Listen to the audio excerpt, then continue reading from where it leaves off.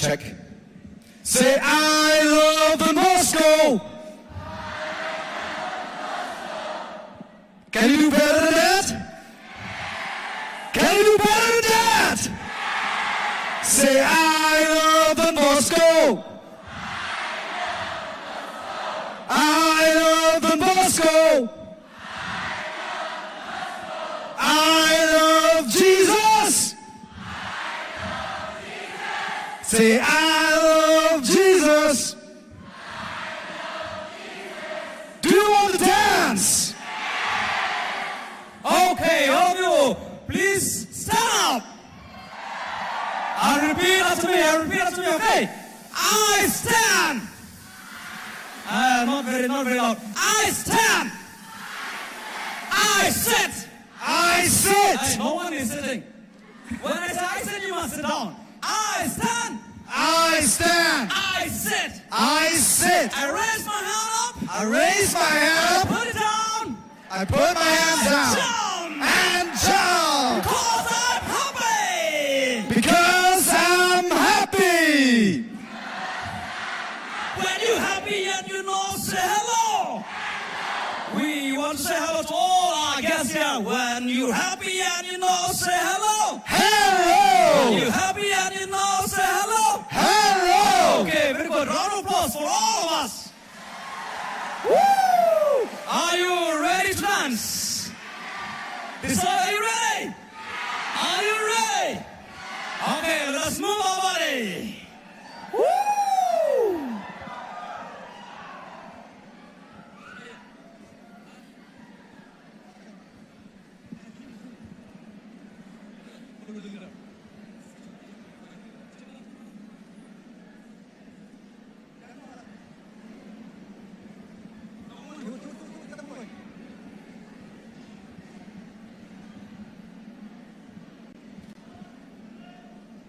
Put your right hands up. Put your right hands up. Put your left hands up. Put both your hands up.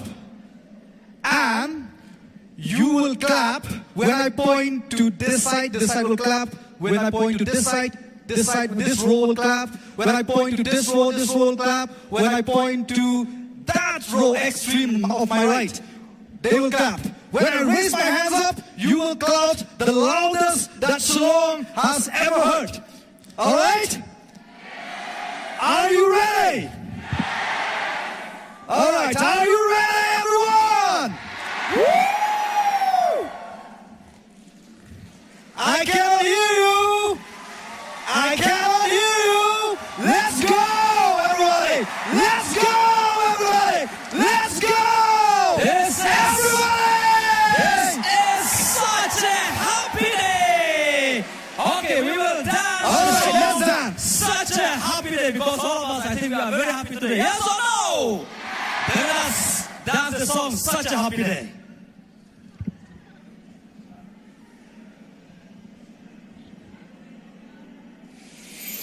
Been looking at the sky for a little while. Watch the clouds roll by and I start to smile. As the plane flies past, I give a friendly wave. And then I think about you. What a happy day. Can you jump? And I fly like a pilot. I'm strong, and tonight I'm as high as a mountain in the sky. And I jump like a cancer and I swim to be close. And I shake your body, shake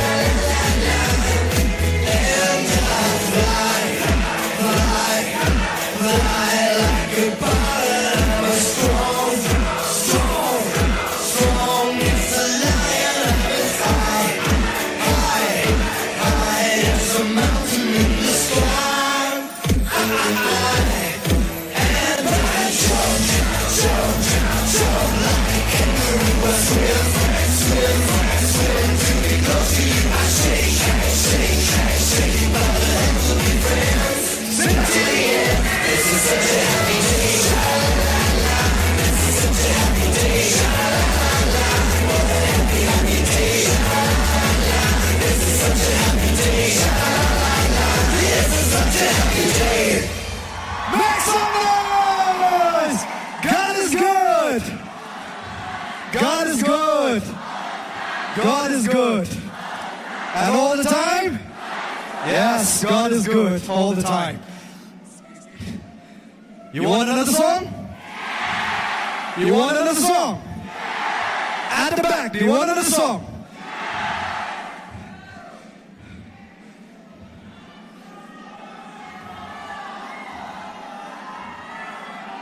I cannot hear you! I cannot hear you! Do you want to dance? Alright, next song. Brother, next song.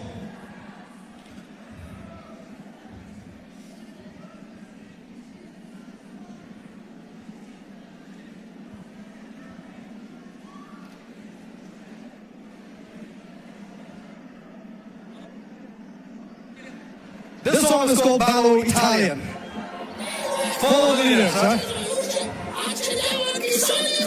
Everybody stand up and move. Come on.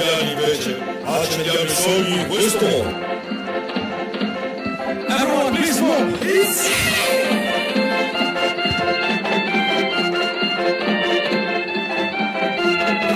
Se quella di solito ci vuole più ritmo, no?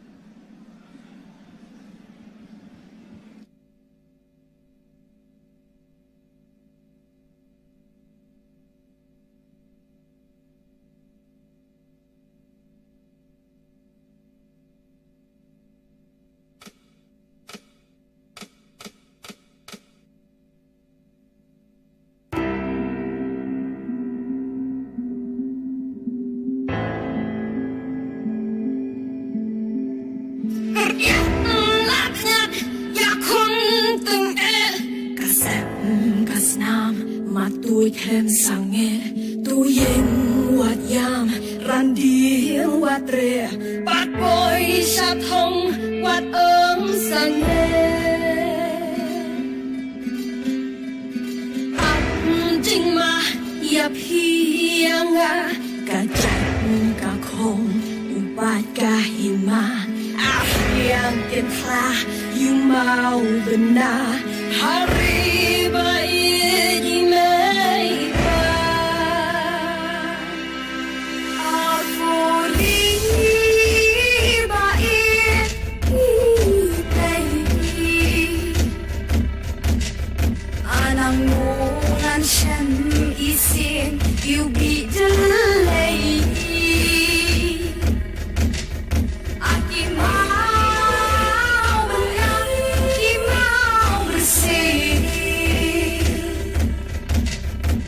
đang em cứ tình cả nam hát đuông ta aku ri bait kibre anang ngan shen isin you be delay akari pidus por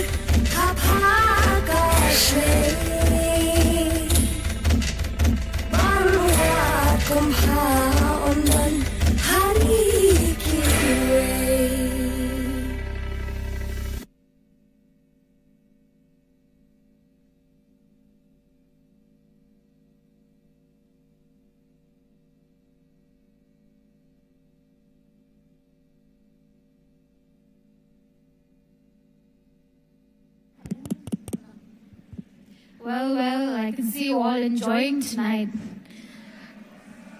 How was the day? Good?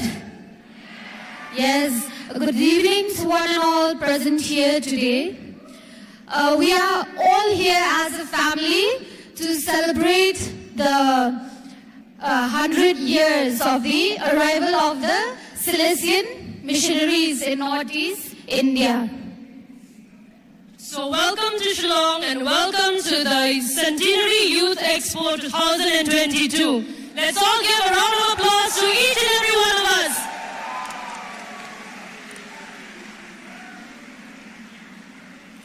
Before we start, it is only right and just that we give thanks to God for His abundant blessings that He has showered upon us, and to also pray for this meet and for all of us. So we invite Ms. Pauline Hun Dorling Phanrang, Executive Member of the SYM, to proclaim God's Word to us, followed by the prayer to be led by Matthias Yangshai, an Executive Member of SYM.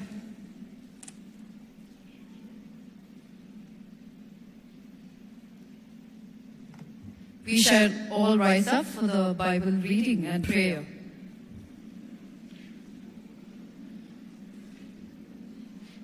In the name of the Father, and of the Son, and the Holy Spirit. Amen. A reading from the book of Ephesians. I am less than the least of all God's people.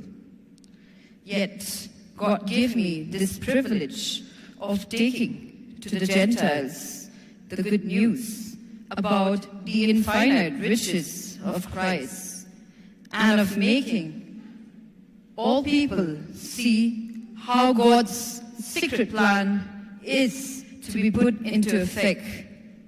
God, who is the creator of all things, kept His secret hidden through all the past ages, in order that at the present time, by means of the church, the angelic rulers and powers in the heavenly world might learn of His wisdom in all its different form. God did this according to His eternal purpose, which He achieved through Jesus Christ our Lord. In union with Christ and through our faith in Him, we have the boldness to go into God's presence with all confidence.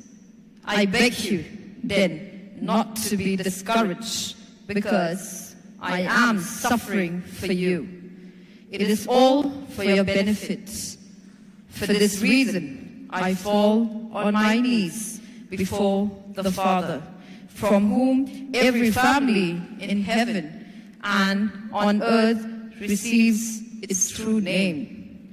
I ask God from the wealth of all glory to give you power through His Spirit to be strong in your inner selves. And I pray that Christ will make His home in your hearts through faith. I pray that you may have roots and foundation in love, so that you, together with all God's people, may have the power to understand how broad and long, how high and deep is Christ's love. Yes, may you come to know His love, although it can never be fully known, and so be completely filled with the very nature of God. Word of the Lord. Thanks be to God. God, our Father, the Creator of heaven and earth, we thank you for the blessings that you have bestowed upon us. We thank you for the gift of St. Bosco to all of us. We thank you for the pioneer Salesian missionaries and 100 years of the Salesian charism in the northeast India. We thank you for having brought all the youngsters from far and near safely to this place. Dear Lord, we invoke your blessings upon these youth, and may the session of our Blessed Mother Mary and St. Bosco guide them towards becoming true believers and honest citizens. Bless our resource persons with inspiration, that we, all the youth, may benefit from the sharings and insights. Dear loving Father, as we surrender ourselves, we welcome you amidst us today as we celebrate this centenary year. May we follow the footsteps of our pioneers. Grant us success of all the events that are going to take place in these days, and protect us from all harms and misfortunes. May this celebration help us to grow in faith, love, and friendship, that we may dare and hope in the coming days of our life. We make this prayer through Christ our Lord. Amen. Hail Mary, full of grace, the Lord is with you. Blessed are you among women, and blessed is the fruit of your womb, Jesus. Holy Mary, Mother of God, pray for us sinners, now and at the hour of our death. Amen. St. John Bosco, pray for us. May they help Christians. In the name of the Father, Son, and the Holy Spirit. Amen.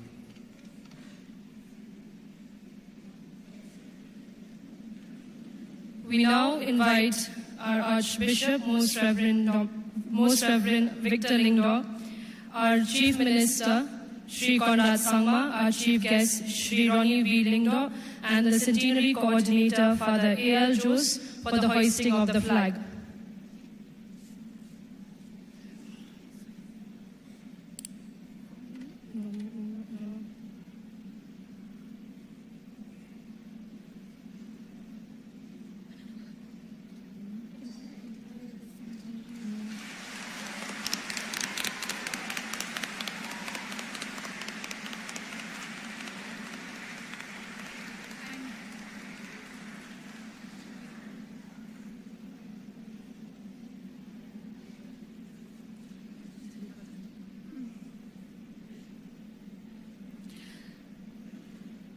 We would now like to invite Father Anthony Kharkongor, Youth Delegate of the Shillong Province, to give us the welcome address.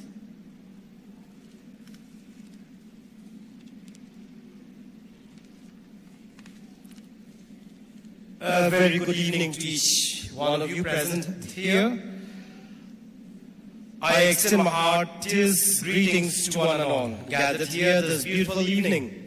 It is truly, indeed, an honor to stand here and welcome each one of you to this inauguration event of the Salesian Youth Expo 2022, which is being held in commemoration of the arrival of the Salesian charism in Northeast India. The first Salesians came here in the year 1922, and it is their considerable efforts that has led us to this very moment.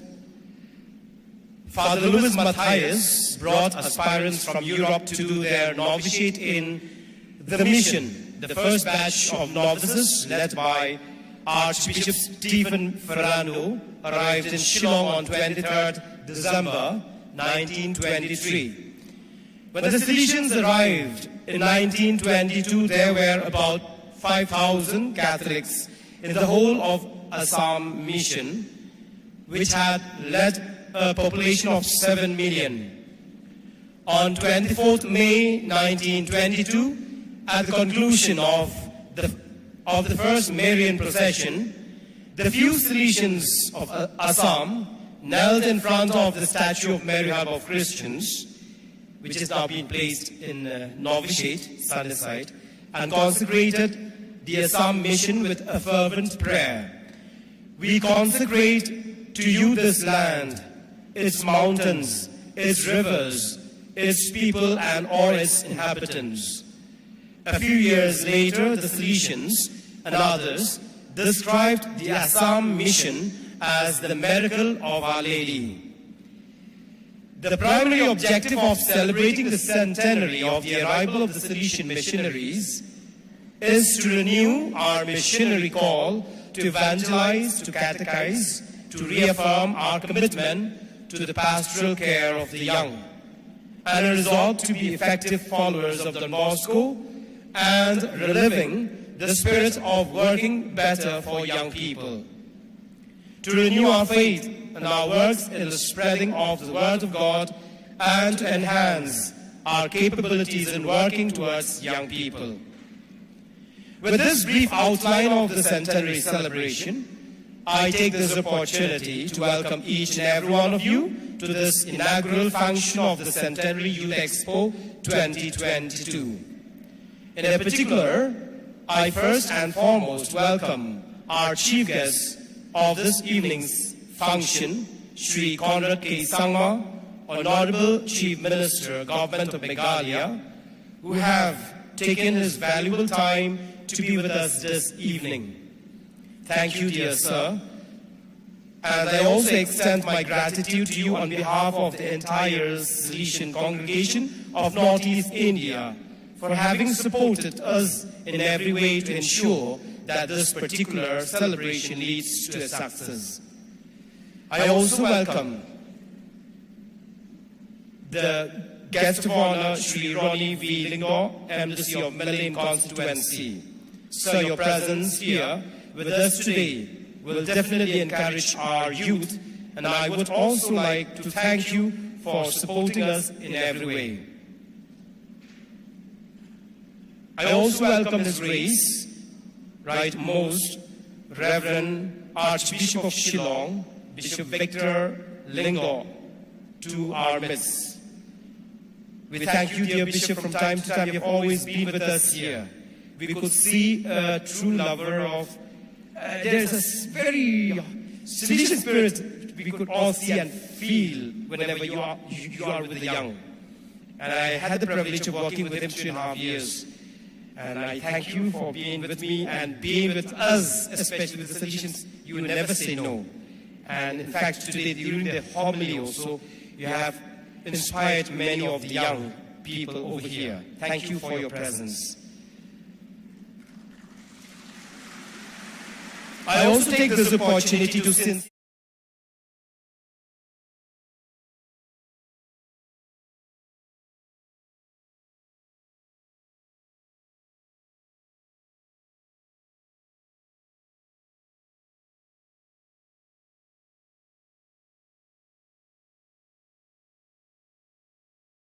and let us twist one, twist to the left, twist to the right, raise your leg, left leg and right leg, and twist your hand, and then we will dance the song, Let's Twist Again.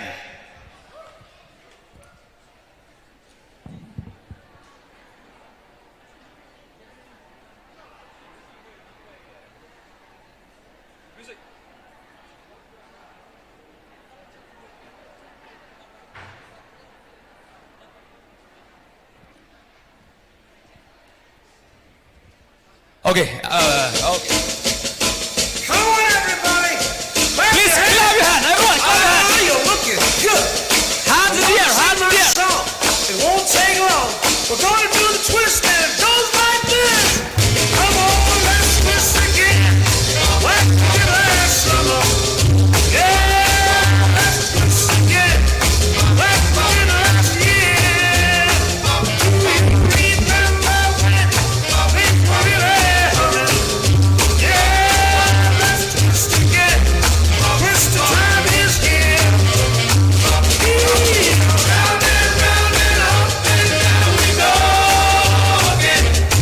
Oh baby, make me know you love me so. And then twist again, like we did last summer. Come on, twist again, like we did last year. Twist it.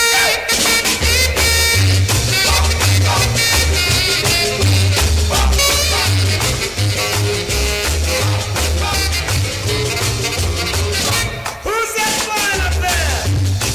Is it a bird? Is it a plane? Is it the twister? Twist again, like we did last summer. Come on, let's twist again, like we did last year.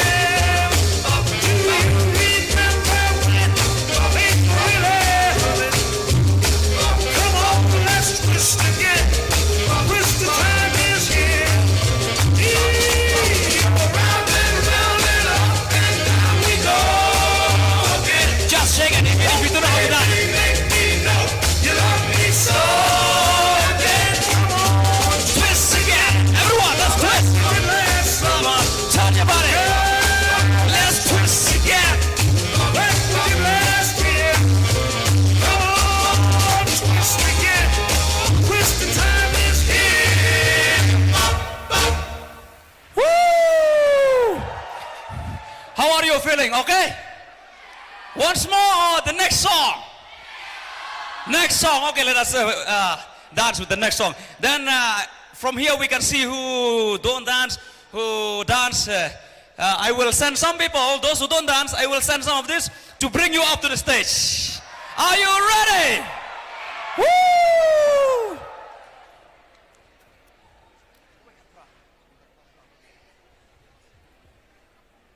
God is good all the time.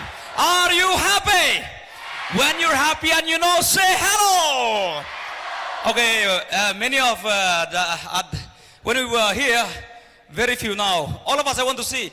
We are in Shillong. Let us all wish the people of Shillong good morning. Good morning, Shillong. Are you proud of yourself? Then I want to hear your name. Please shout your own name as loud as you can. If you are proud of yourself. If you are not proud of yourself, you can shout the other's name. Are you ready? One. Like example, I am Brother Quirinos. Okay. Are you ready? 1, 2, 3. Once again. 1, 2, 3. Wow, please clap your hand for yourself. Okay, let us dance.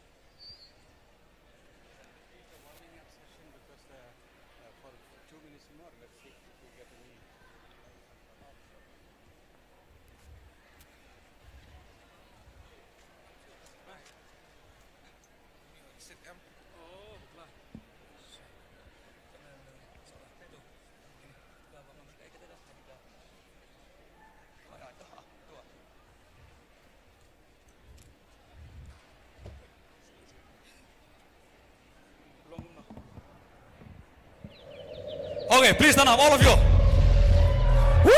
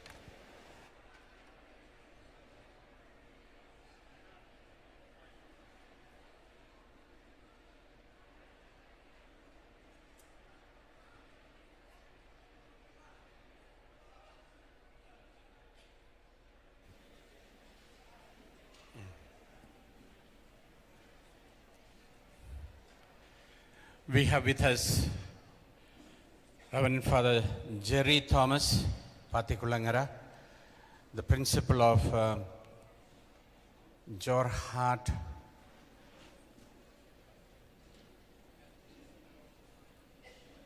College of Management. We are very happy that he is present with us, and we invite him to the stage to begin his session. Thank you, Father Jerry. Give him a good applause so that he will feel comfortable to come up. He is not scared of young people, and therefore I have nothing to worry about. I don't feel anything bad to tell that Father Jerry Thomas is the best person that we can have this morning in order to make us think about something very real about ourselves, we youth today. Father Jerry Thomas, you have the mic. Good morning. First of all, I'm scared of standing here. I'm always scared of crowds. Yesterday I did not come for the inaugural function. I stayed in my room and watched it on YouTube because I would have felt very intimidated by the many VIPs who were here and the great crowds that were here. Because I've always been a backbencher, would love to sit at the back and observe things, but circumstances always push you in front. And then you try to make the best of a bad situation. I'm here not because I can deliver great speeches or talks or animate you, simply because I want to pay tribute, first of all, to Don Bosco, who kind of seduced me with his life story, because in him I found a saint who is not up in the heavens, but with his feet on the ground. So I heard his story back in 1971, and I have been always enchanted by him and by his life. So the first tribute goes to Don Bosco. The second is to the Salesians of Don Bosco, the congregation of the Salesians, who kind of empowered me to stand here and talk to you today. How many of you will consider yourself a shy person? Please lift your hands. How many of you will consider yourself as a shy person? Very nice. We have a lot of company. I am one of those very shy people. And yet today I can stand here and talk to you without having to shiver because of Salesians. I remember as a young kid, a little bit of talking about myself might be useful.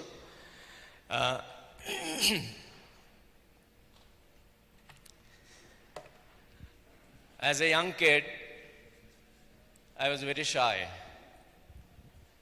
Not like Brother Quirinus, who came here and he can move the world. I would sit at the back I never joined any competition. I would sit at the back and watch my friends carrying away prizes for singing, storytelling, doing whatever. And I used to sit at the back and say, but I can do it better. But I never came up because I was very scared. I hardly joined any sports competition unless out of compulsion because I was scared. One day, I was from class 8, I was in Don Bosco school. I don't know how one of the brothers came and told me for the Parents' Day was coming, and he told me, you are going to sing for the Parents' Day. I said, nothing doing. I never sang anywhere. I don't know where he heard me singing, but is he going to sing? I said, no. He said, you will sing. I told him I will die. He said, we will bury you, but you will sing. He pushed me to sing. And I did sing. And that was a turning point. All those guys who are sitting and saying that I am shy does not mean you are useless, that you can't do things. It was the same in many ways. When I came to Shillong in 1975, many of you were not born. Father Marchesi, yesterday the junior aid band was here, is it not? The band, Father Marchesi was in charge and he put me into the band. I don't know why. Being shy does not mean you are useless. So I want to pay today tribute to Don Bosco, to the Salesians of Don Bosco, who discovers the usefulness of kids and pushes them ahead to achieve what they can. Today you give me a crowd, I can talk. I have talked to people all across the world. I've been lucky enough to travel the world, and that also another grace. And I still don't shiver. And I think, and also used to talking nonsense. And so today you will hear a lot of nonsense. So that is the second tribute. The third tribute, why I'm here, is to pay tribute to the young people of this region who accepted me and taught me a lot of things about life. People like you who opened their hearts and told me, come in. And I think that is the greatest tribute that I want to give today. And that's the reason why I'm here. Otherwise, I would not have come, because I'm not a celebratory kind of a person for occasions like this. I avoid occasions like this. But then when Father Paul Olfindro told me there will be 1,500 young people who would be coming, I said, okay, why not?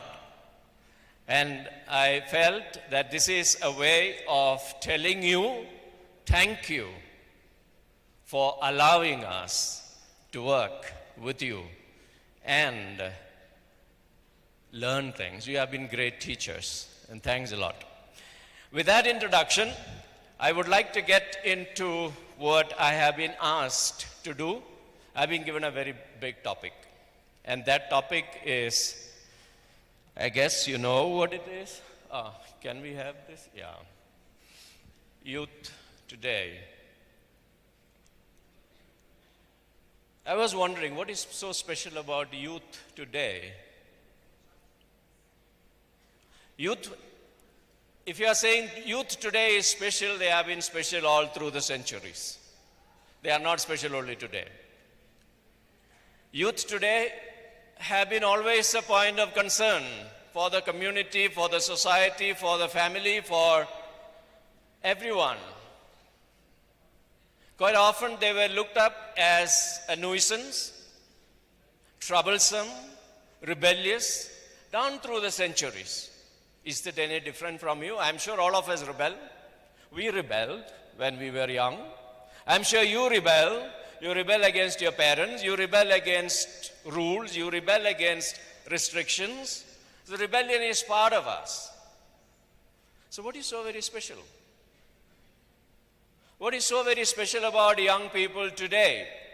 They have been always special.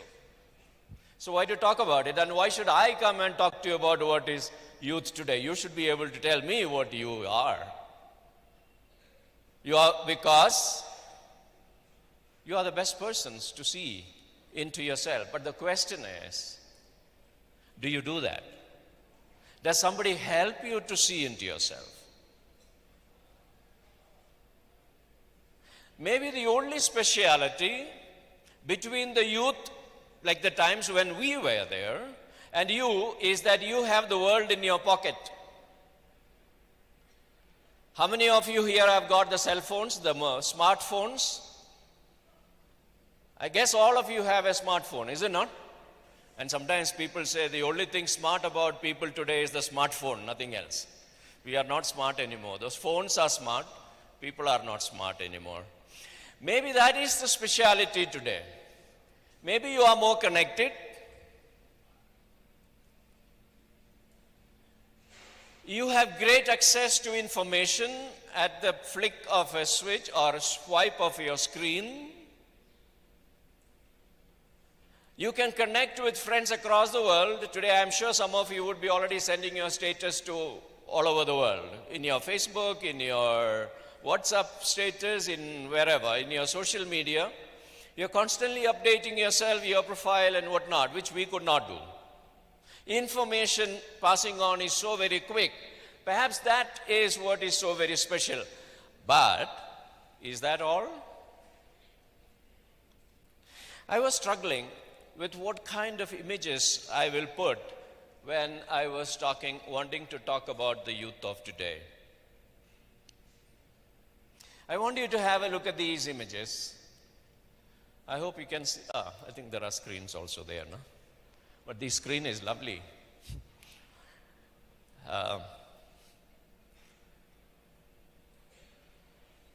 Initially, when I wanted to put the image, I was looking for northeast faces, but it's impossible to put the entire gamut spectrum of northeast faces.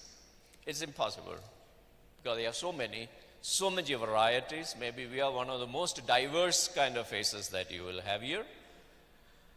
So I didn't want to put anybody so that we don't leave out anyone. Then I put these. But then I want to ask you one question. Do you find yourself represented in these images? Because you are the youth of today.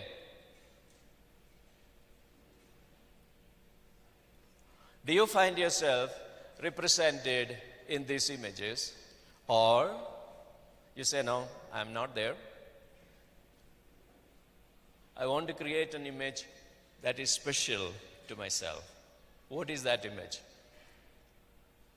What is the image that I would like to see on the screen that will represent me as a young person with all that I am? You have your pen and paper? Please take out your pen, paper, whatever you have. I hope all of us have. Please take out.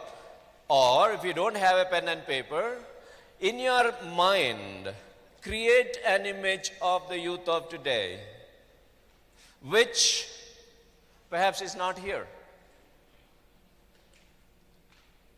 Which is not here. Just now we had a group of young people led by Brother Kurinu singing, dancing here, celebrating, and you also joined. Is that all youth about? Sometimes we reduce young people to that. Is that all about?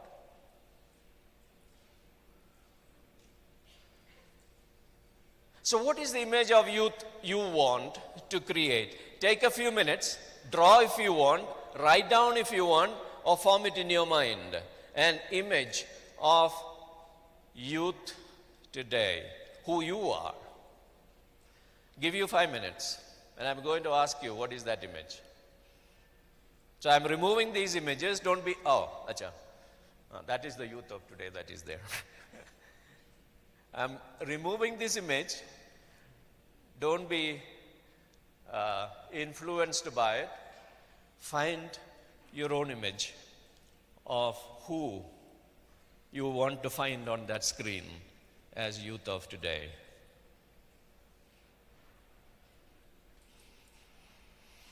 Read, write, paint, draw, imagine. Don't sleep. But if you are a sleeping youth of today, it's okay, you go to sleep.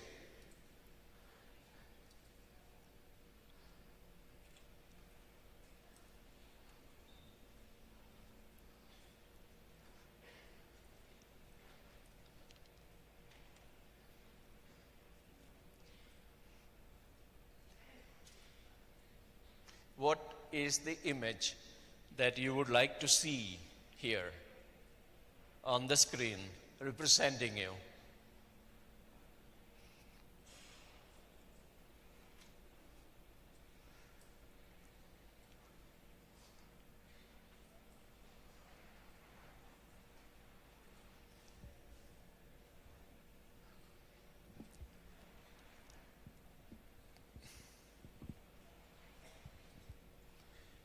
describe, draw, paint, imagine the youth you think you are.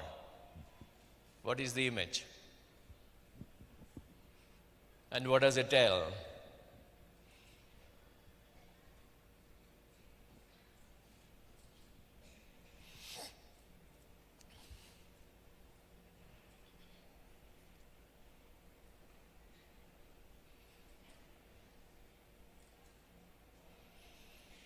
Okay?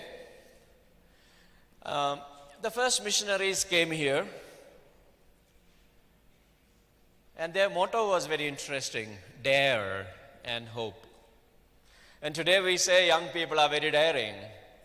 So I want you to start with a song, Dare. And for that, I am inviting Dafira. Dafira is from here. She was a student with us. She did MSW with us.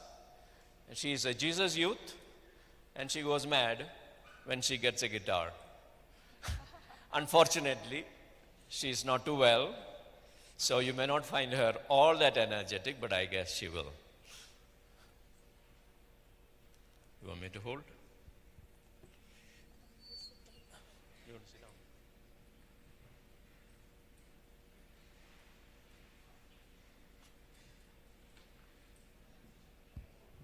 Praise the Lord. Praise the Lord. Come on, a little louder. You are a youth, right? And then a little louder. Praise the Lord. I want to hear from all the boys. Praise the Lord. From all the girls, don't let me down, okay? Praise the Lord. Wow. So I am really nervous because this is my first session with the big man here. And, but let's sing the song together. There's a song called Do I Dare? Do you dare? Yes? Do you dare?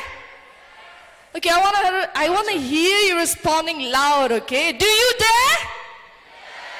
Okay, let's do the song together. No, it's the first slide. Not there? Okay. One more. One more. Is that? So the question is, do I dare?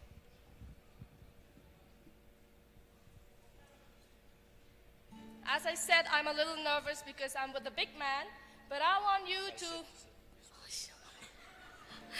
Thank you, Father. So I want you to answer loud, okay? We have the first thing. It's very simple. It goes like this. Don't mind the in between because I'm having a cold. That is not in the chorus, okay? So please don't because that's not in the chorus. If you hear that, don't sing that, okay? So it's like this. Whoa, whoa, whoa. Come on, sing along. Whoa, whoa, whoa. I can't hear you. 1, 2, 3, go. Whoa.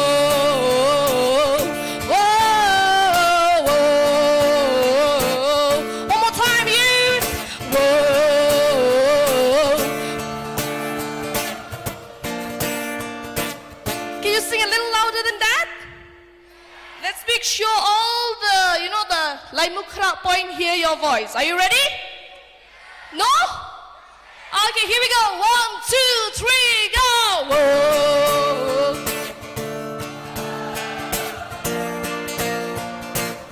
That's nice. One more time. Whoa.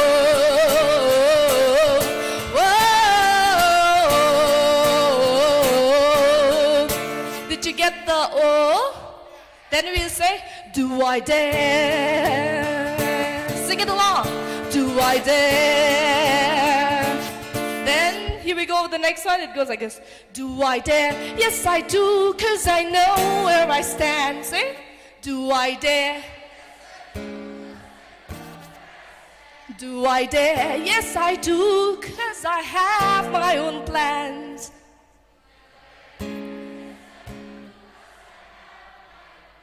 Do I dare? Yes, I do, 'cause I know that I can. See?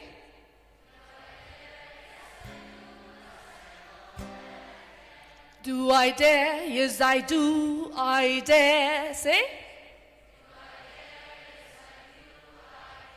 Okay, I'll sing it once for you. It's a very simple song.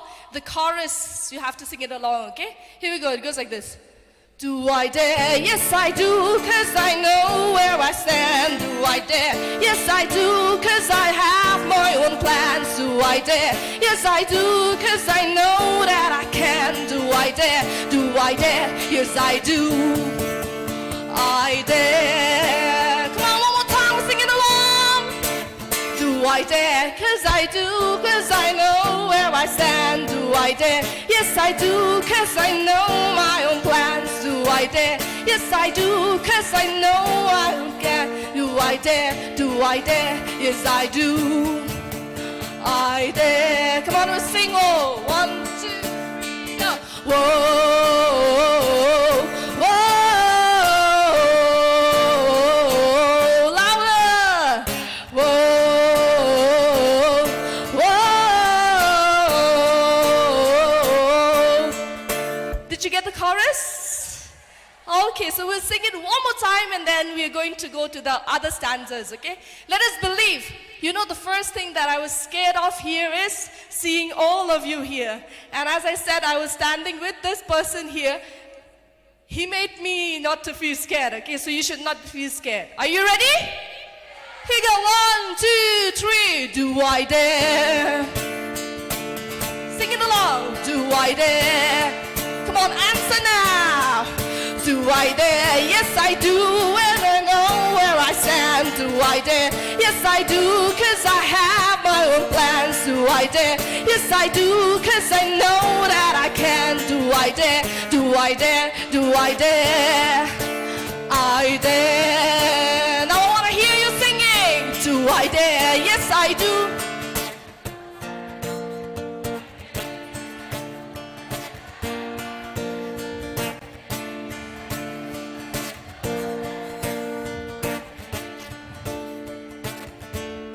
Okay, I think you got the song, okay? Let's sing it from the oh. 1, 2, 3, go. Whoa,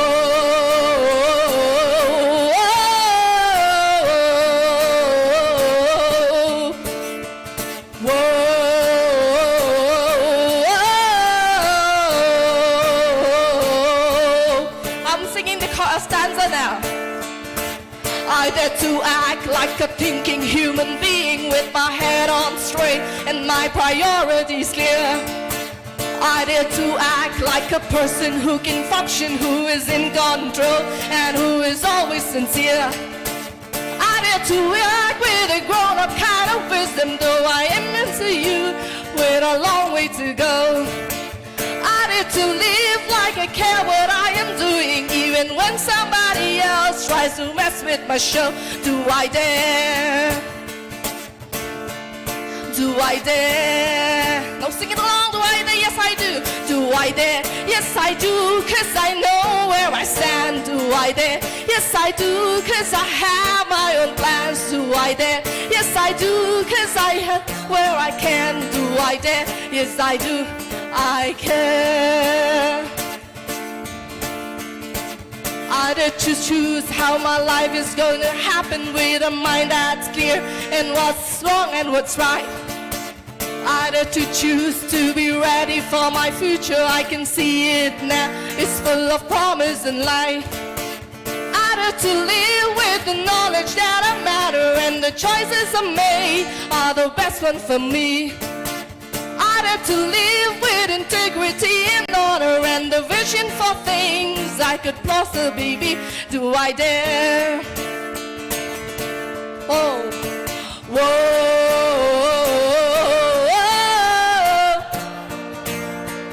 At least though, sing it louder. Whoa, whoa.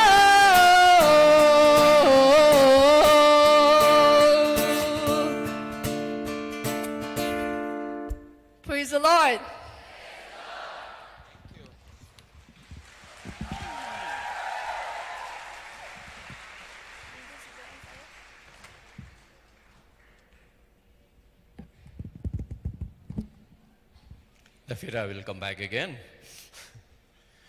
Thank you, Dafira. Give her a big hand.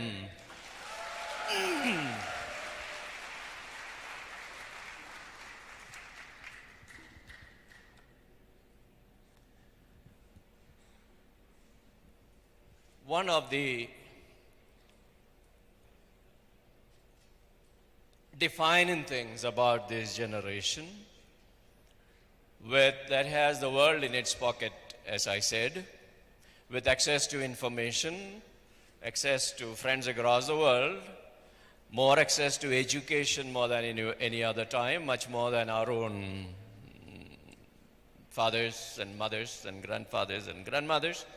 Opportunities that are thrown out everywhere. One of the things that we have is a generation that wishes to fly. What does this image tell you? What does this image tell you? Can you see this image? What does it say?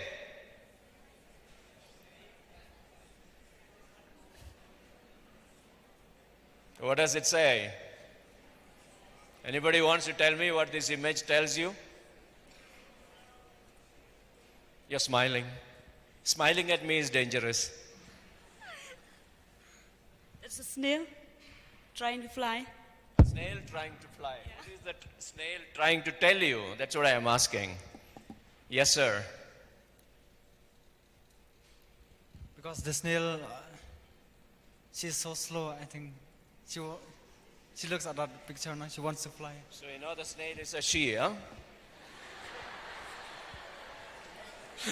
We don't know actually. Achha.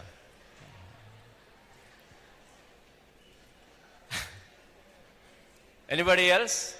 What is this image telling you?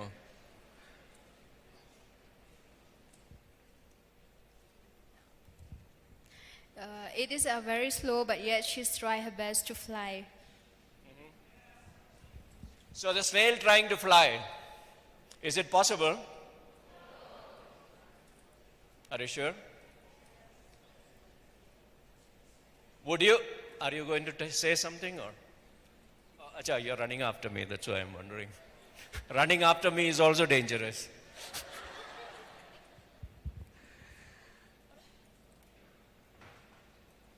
We say the snail cannot fly.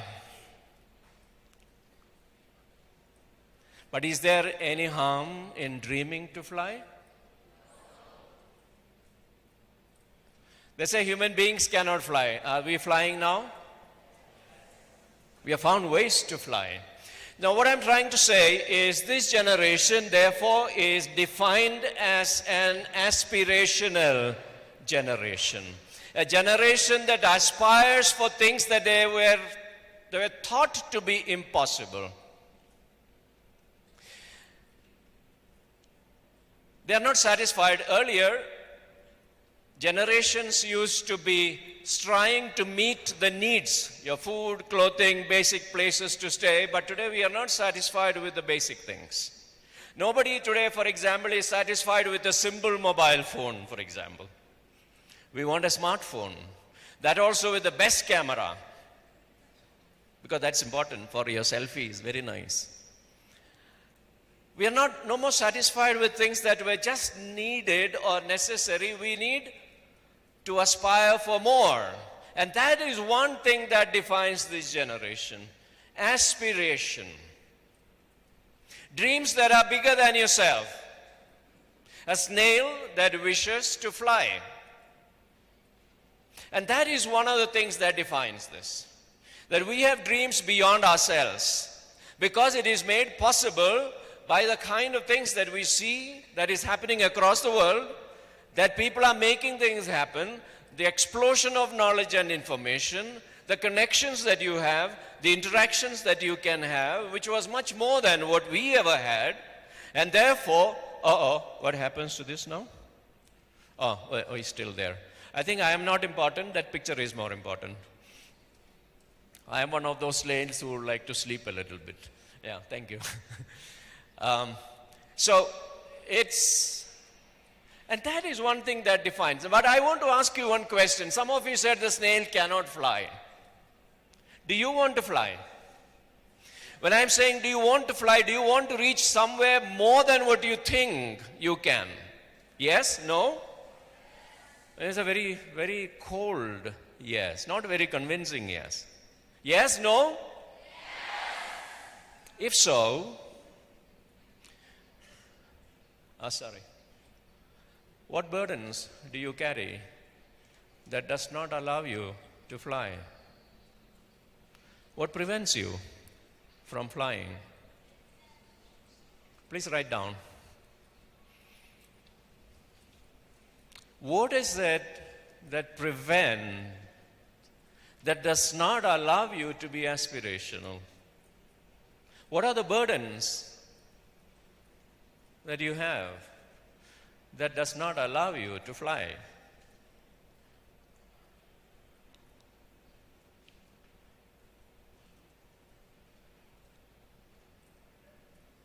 It can be anything. You may say, I am poor. I don't have the means. My parents are uneducated. I am dumb. Or I am too smart. I am a failure. What are the burdens you carry that does not allow you to fly? Or even think of flying, of giving voice to your aspirations.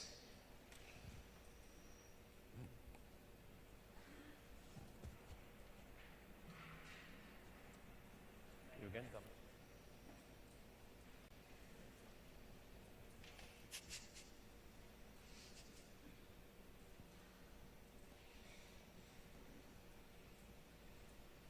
Please take a moment and write down this. Those who don't have pen and paper, you have your smartphones, you can take your notes.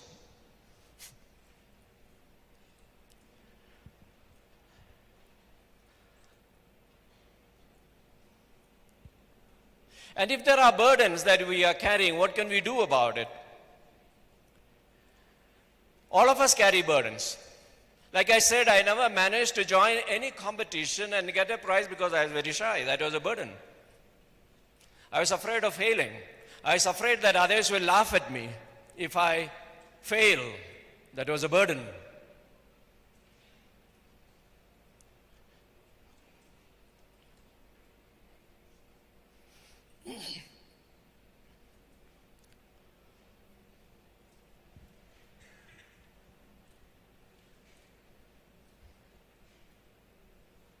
This is also a generation. Another thing that defines this generation is that we think we have the world in our hands. We have the world in our grips because we have information, we have knowledge that others did not have, we have progressed a lot, and we have this feeling that we can control the world. The world in our hands, which was not the case a few generations back, 1 or 2 generations back. We have the world in our hands, the world in our grip, but without, however, realizing. I'm sure you have seen weightlifters, is it not? You watch sports, and maybe some of you are weightlifters, and maybe some of you go to gyms. You do this weightlifting. It's good to remember that when you're weightlifting, once you put it up there, that thing can also fall on your foot. And what happens when the weight falls on your foot? What happens? You scream. Then the world is no more in your grip. You get hurt. So this is a generation, and that's what the difference is, perhaps. You think the world is in your grip without realizing it makes you vulnerable. It makes you capable of getting hurt by the world falling down, crumbling down in your hand and disappearing. It can fall. How would you hold on to that world without getting hurt is one big question. So we are aspirational. We carry a lot of burdens. We think we grip the world, we have the world in our grip, without realizing perhaps that makes us all the more vulnerable. That if we hold the world in our hands, if we grip the world in our hands, we have the responsibility to keep it there, safe, for ourselves and for others. And this generation, interestingly, is willing to take that risk. And that makes you different. So today, for example, we have so many youth activists across the world. Much more than before. Not only locally, but they connect across the world. You have so many movements across the world that is happening because young people think they can hold the world. But there also have been casualties.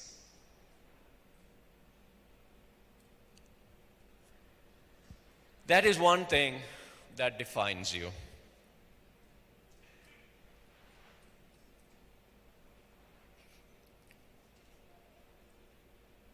What does this tell you? Thank you.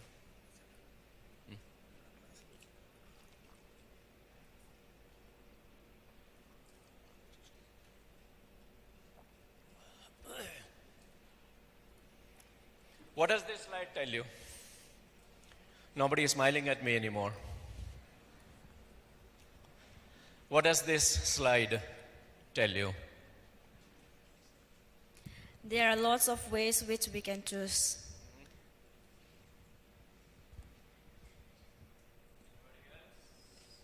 What does this slide tell you? Beautiful smile. She says, I can only smile. What to do? Yes, sir. No? We just sang the song, I Dare. Where is this daring gone? What does this slide tell you? Yes, sir. Smart boy. No? If it's language problem, no worry. You can speak in any language that you want. I think there are enough translators here. Does it also, you've got so many choices, this way, that way, the other way. Who are the people telling you all this? You have been constantly bombarded with choices. Your parents will tell something, teachers will say something else, you will say something else, this good fathers and sisters saying here will say something else, your friends will say something else, your social media will say something else. Your uncles and aunties who have nothing to do with you will tell you something else. So what does it lead to? This is also a generation that is perhaps more confused than ever. I don't know if you agree or not. Because there are too many choices available, too many opportunities available to reach those choices, and therefore we are also confused. Is there anybody here sitting down here saying, I'm not confused at all about my future? I know exactly what I want to do. Anybody? There are times when my students come and tell me, Father, I am confused. I always tell them, good thing. Confusion is a good thing. Because that's where you begin to search, really. So this is a generation that is confused enough to search. It is not like before when you were very, very clear about what you will choose in your life. Your parents will say, you become a doctor, you become a doctor. You'll say, another choice is engineer, you become an engineer. What happens after that is not their problem. But today you have so many choices, so many inputs, so many people telling us this and that, and we are confused. And this is one characteristic of this generation.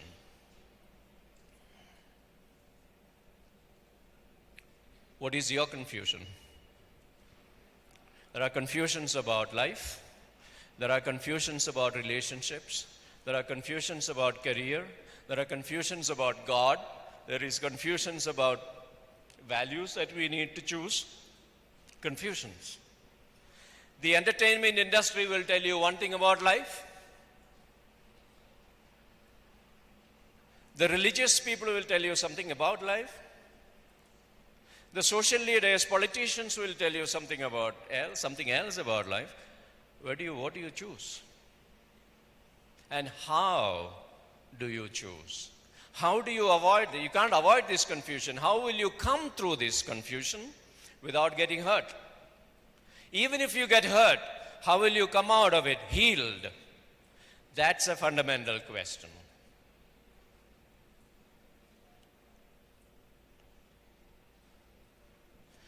I'm going to show you something that most of you will like. Ow. What is that sound for? What is this? Suppose I were to tell you there is a caterpillar on your shoulder, what will you do? Suppose a caterpillar falls on you now, what will you do? Is it not? A caterpillar. How many of you have stopped to admire a caterpillar? How many of you, coming across a caterpillar, have stopped to admire this caterpillar and say, wow, so beautiful? Anybody?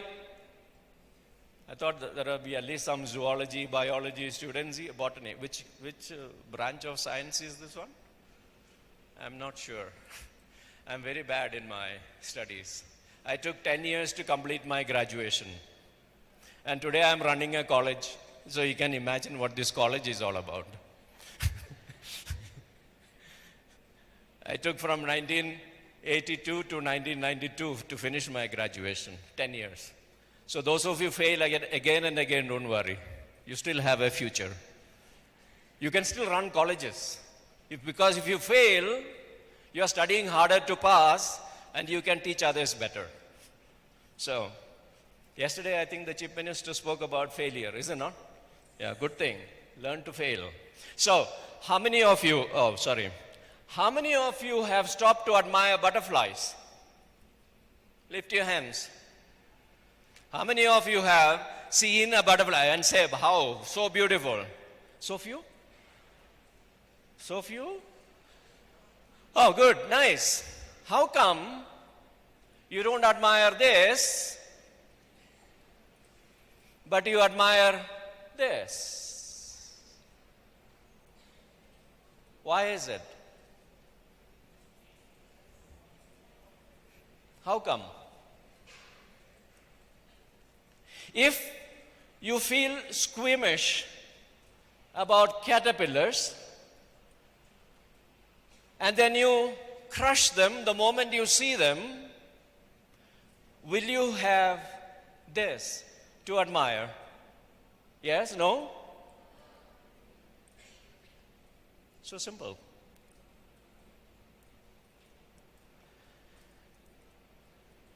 How many people have told us we are caterpillars?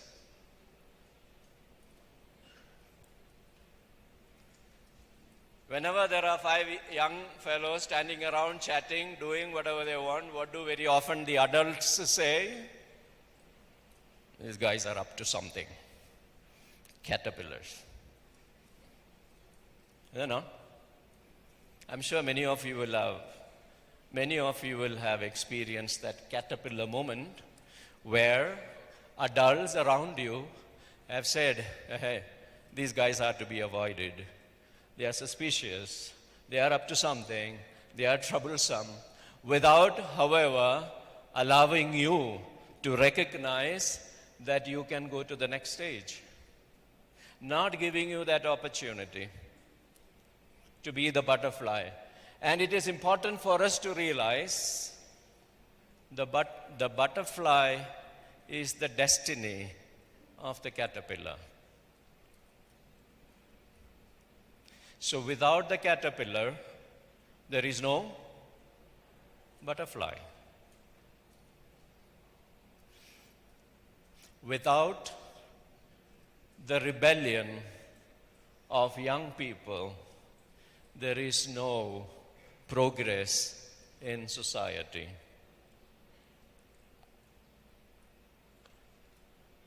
without the rebellion of young people, there is no progress in society. My dear friends, you are not expected to repeat what we adults have done. You are supposed to emerge as butterflies on your own right, in spite of the fact that there will be hundreds of others who will try to throw you away saying you are a caterpillar, you are not refined enough, you are not talented enough, you are not beautiful enough, you are not smart enough. Caterpillar, those people are not able to see the butterfly inside. And I think that is one of the defining things, because you are very, very different generationally from the generation that has gone in front, because of the advantages of technology, internet, the knowledge revolution, etc., etc. We are not able to see the butterflies inside you, because you are not the same kind of caterpillars that we were. You're different kind of caterpillars.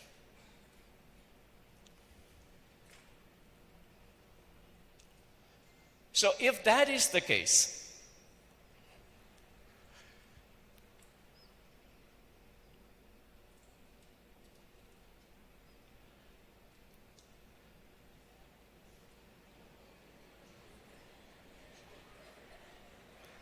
who says the snail cannot fly?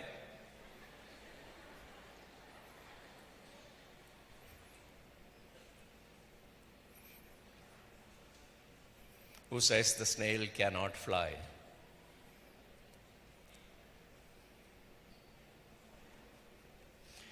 If we have the aspiration, if we have the dreams,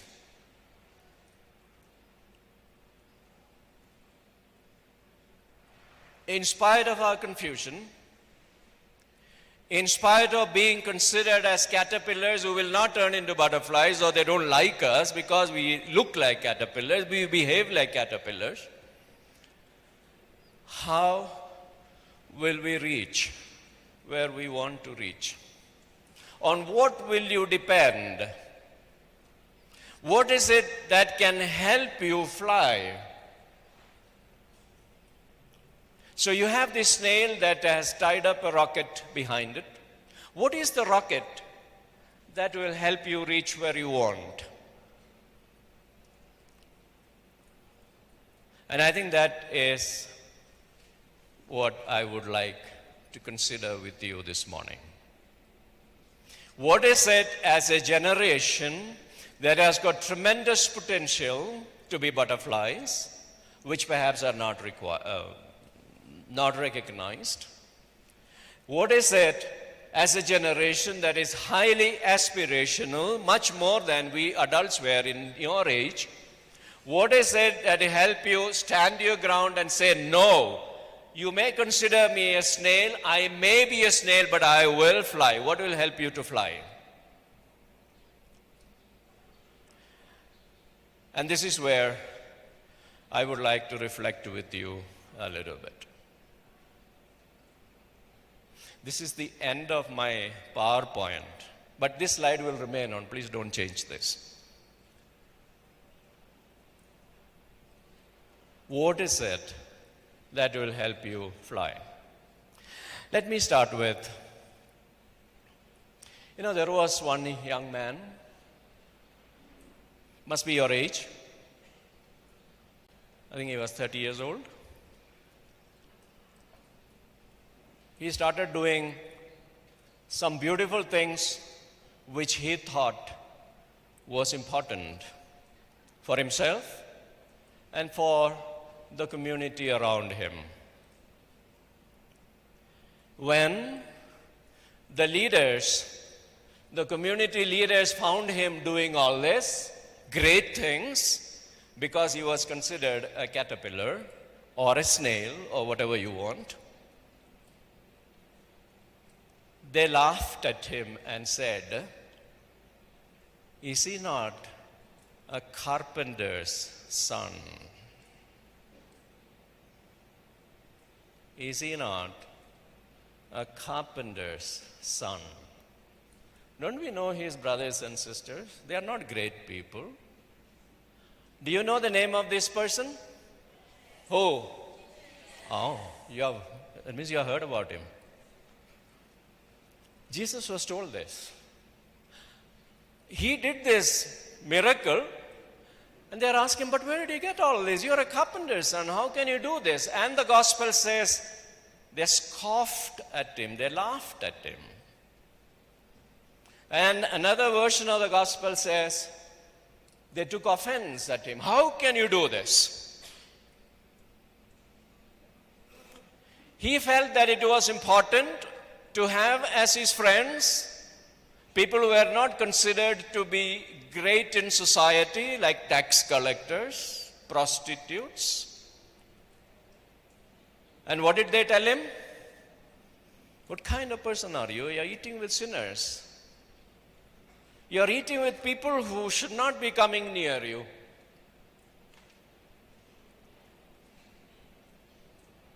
In the gospel today is the feast of which saint? So many saints around, or what? Simon and Jude. Yeah, thank you. And this Simon was a zealot. Who were the zealots? In Meghalaya you have HNLC, is it not? In Nagaland you have NSCN. In Manipur you have PLA. In Assam you have ULFA. They were all part of this group. Will any fellow with a common sense wanting to do great things for society call these kind of people? Will you call them for a function? As chief guest instead of the chief minister, you call the chairman of HNLC for chief minister for youth function tomorrow. Will you call? But that's what this young man did, Jesus Christ.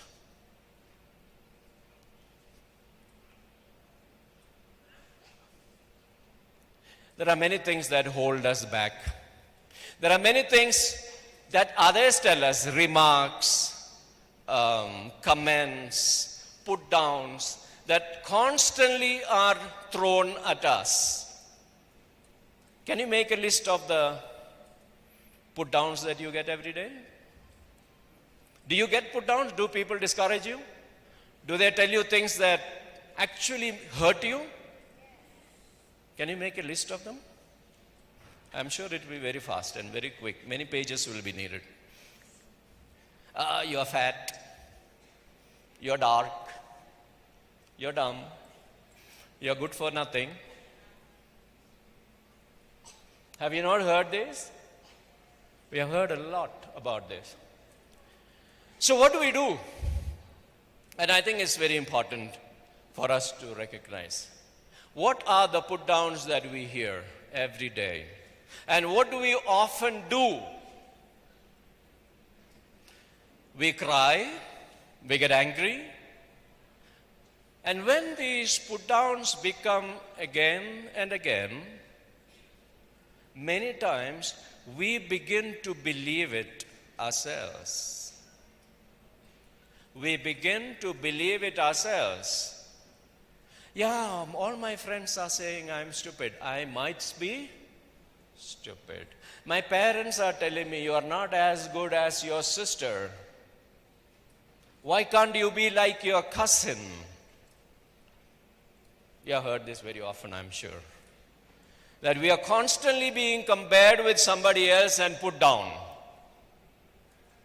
You are not as beautiful a caterpillar as the other one.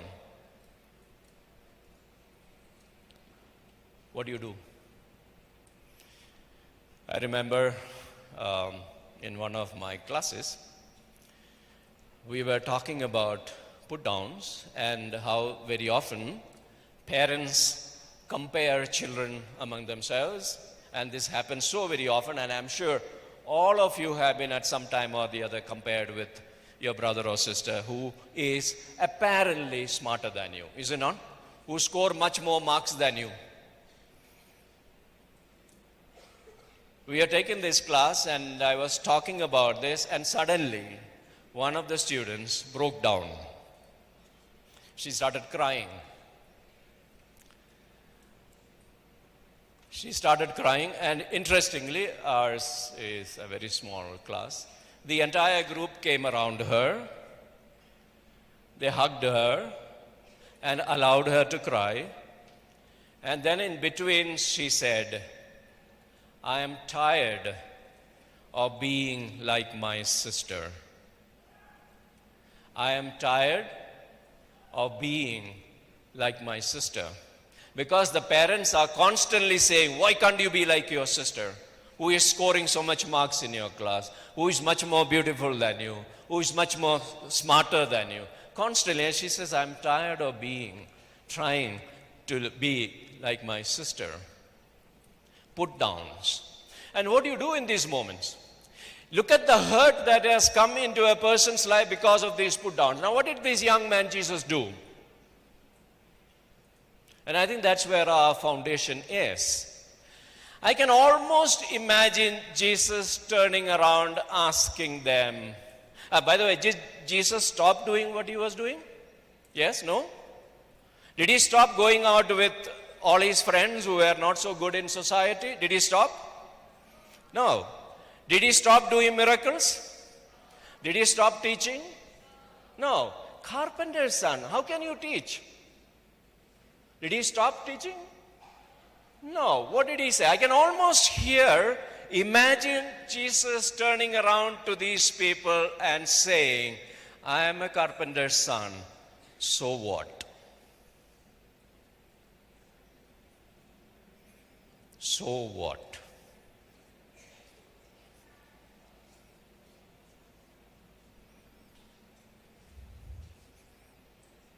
He didn't stop. He did not stop. He asked them, so what? I eat with sinners and tax collectors. You have a problem with it? So what? I will do miracles. I will keep company with them. I will continue teaching. It does not matter. He turns around and says, so what?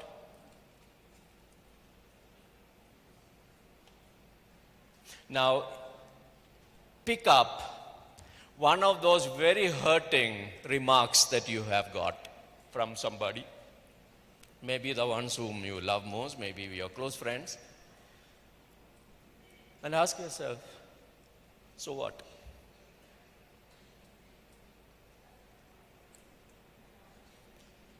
Jesus did that. He was not hurt by it. He was not put down by it. He defied it by simply turning around as if to say, so what? I'm a carpenter's son, yes, so what? I'm not as smart as my sister, so what? I'm not as beautiful as my neighbor, so what? My parents are not as educated as my neighbor, so what? And where did Jesus get this courage from? Where did Jesus get this courage from? First one, he had a tremendous sense of who he was. He had a very deep sense, understanding of who he was, a sense of self, a sense of self. And that's what enabled him to say, so what? I would elaborate on this and help us to understand what is our sense of self based on. Can we have a break? Brother Kirinos or anybody else?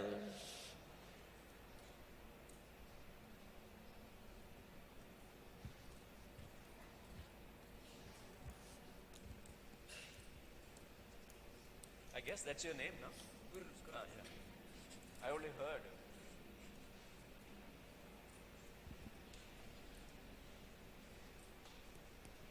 After this, we'll sing again, I dare. After this.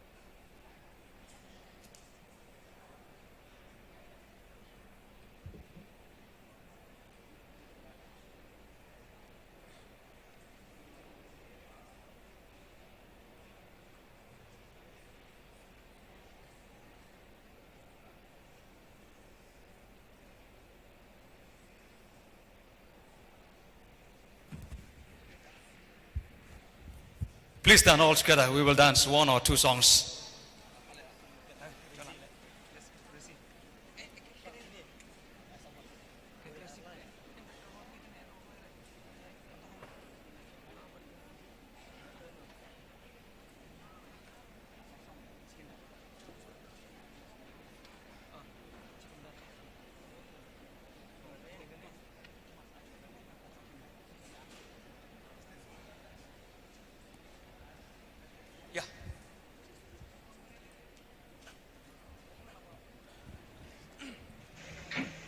Are you tired of standing or tired of sitting? Por Shipo Benjamin step haka arpun Tired of standing? Rector Major Father Okay, Annual let us keep on standing. Atime Kaseng Rim Please raise your hand as Father. Don Bosco ringkat bat kispa ngut ki kena school kisamla pule sister ki pas pupils kinong yetrelang bat keni kaseng kilong kemi kilong kpa kilawan ban pedang buram ye uni unong yelam rang ba du jong keni kaseng hanong po. Da kajing kemen ke bekrau Rector Major ulapen pau kajing sngongu ya ublei ubala betin lenti ya u ban poi syadu keni kejaka be itenan bat ya baru. Are you ready? Woo! Okay, then let's dance. Very simple dance, very simple step.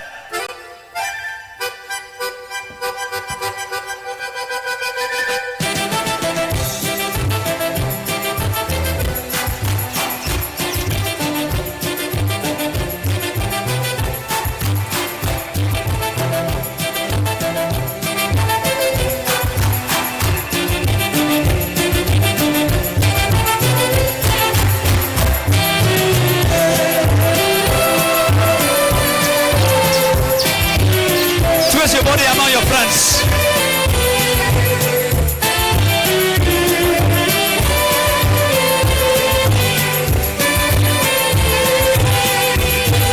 Okay, those are from the back. Those are from the back. Please dance.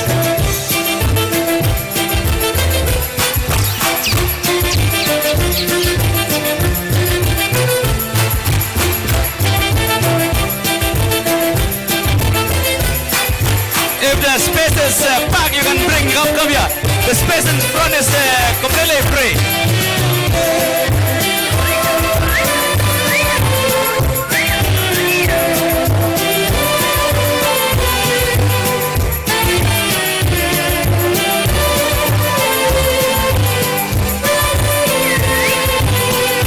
Please come in front. Come in front. Come inside. Come inside.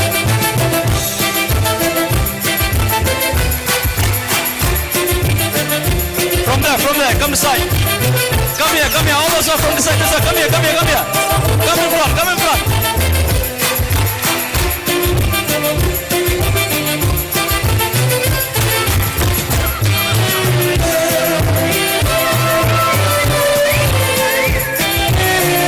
Yes, that's it.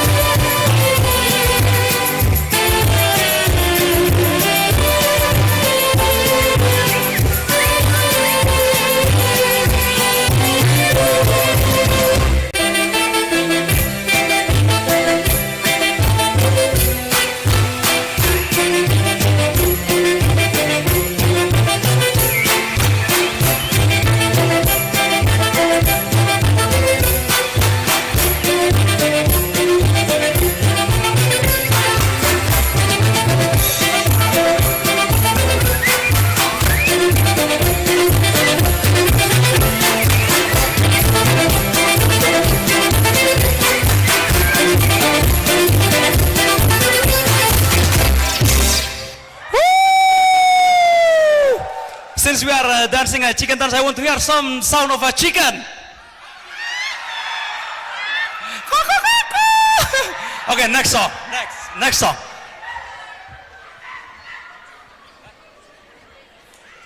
Okay, we will dance again the song we danced last night.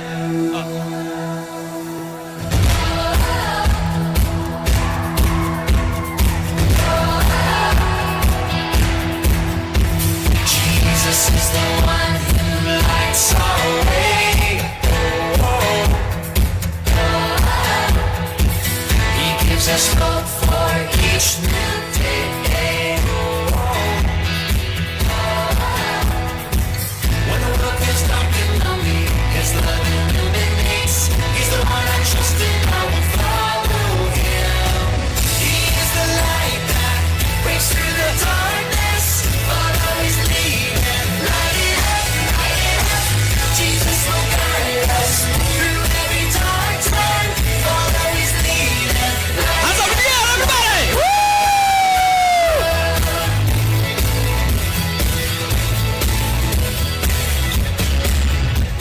Jesus is the one who lights our way. Oh, oh, oh. He gives us hope for each new day. Oh, oh, oh, oh. When the world feels dark and lonely, His love illuminates. He's the one I trust and I will follow Him. He is the light that breaks through the darkness. Follow His lead and light it up, light it up. Jesus will guide us. Oh, those from the back, please shake your body. Light it up the world.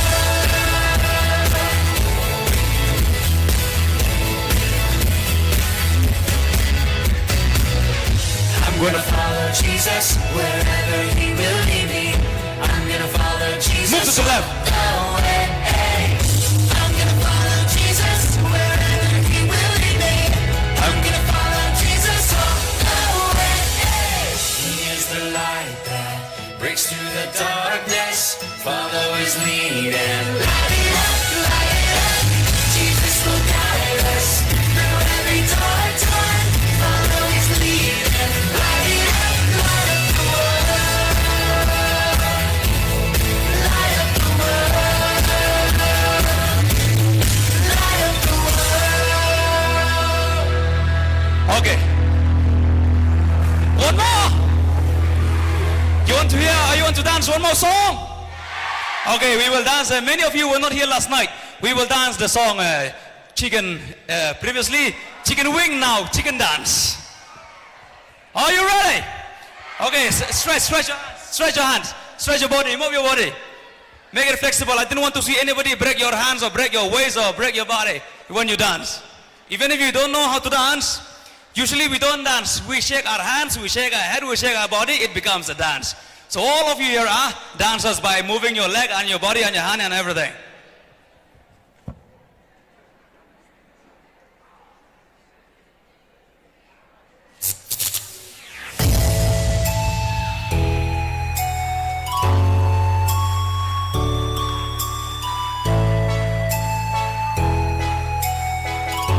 I remove all the delegates to remove your request. Remove your jackets, delegates. Only the jersey. Delegates, please. Only the jerseys. Remove your jackets. All the delegates, remove your sweaters, your jackets. Only the t-shirts.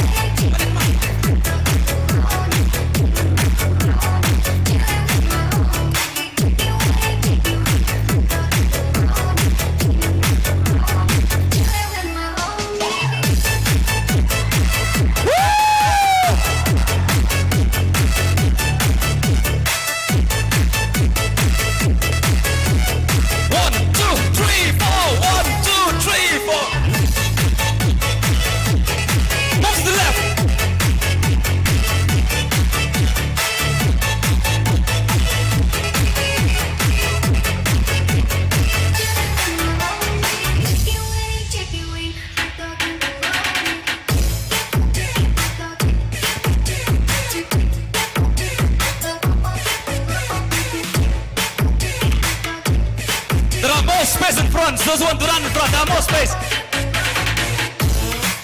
Twist your body.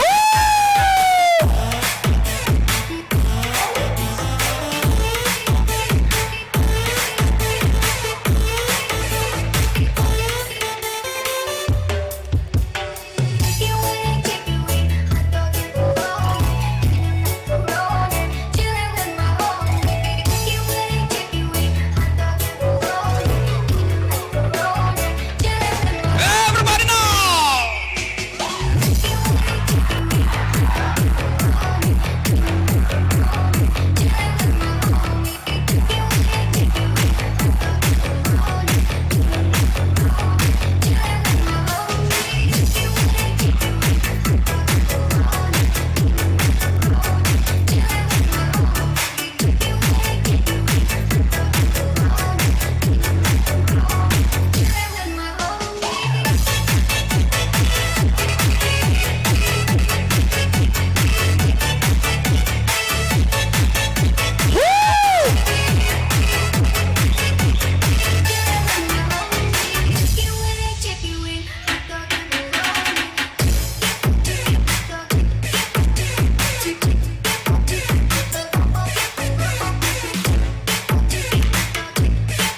Raise your hand here. Twist your body. Woo!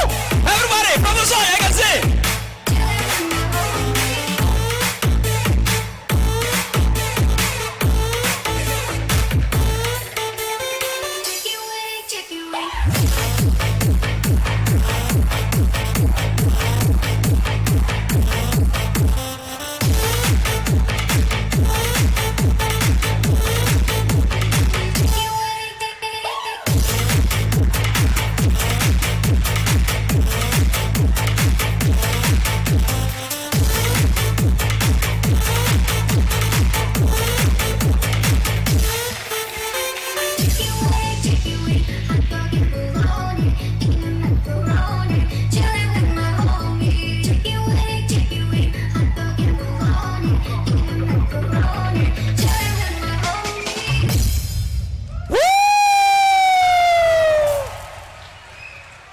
Thank you.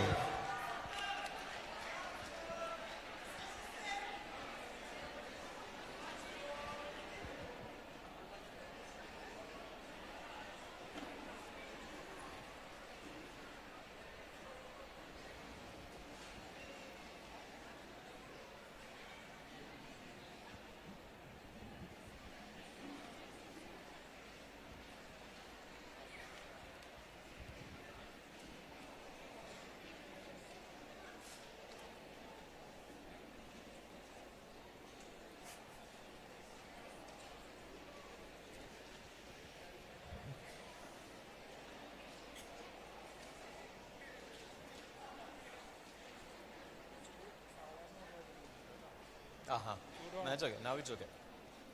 Not very cold, no?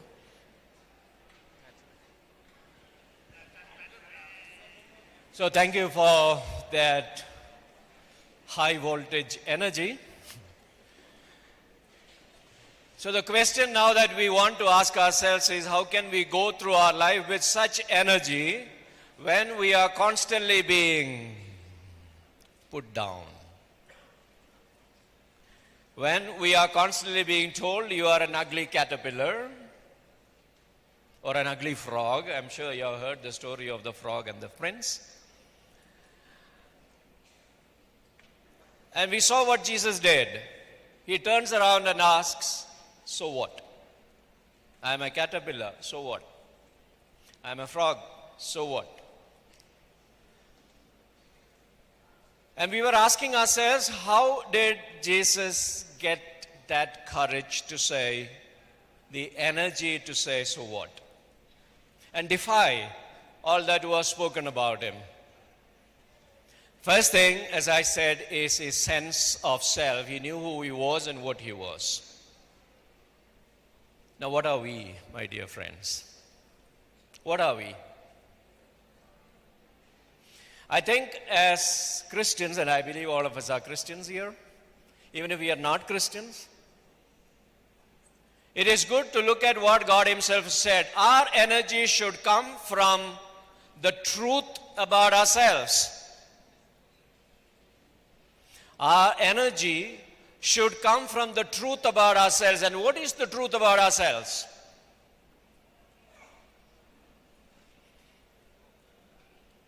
What is the truth about ourselves? What our parents are telling us, what our friends are telling us, what our whoever is in our life tell us, yeah, they describe us. But what is the ultimate, undeniable truth about ourselves?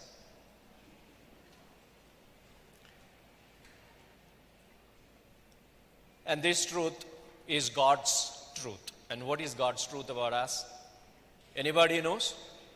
What did God say about us?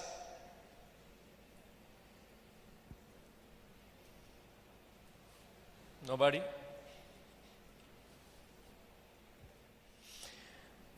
We are told that God created the plants and animals and flowers and earth and sky and all. He said, very good. But when He wanted to create man, He paused. And what did He say? What did He say? I will make man in my image and likeness. What is the truth about us? The truth about us that God has told us is that we are His image. We are His likeness. There is a little bit of God in all of us, even though we may appear to be caterpillars. And the entire life search of any sage, any saint, any great person is to rediscover this God's image within oneself through various ways.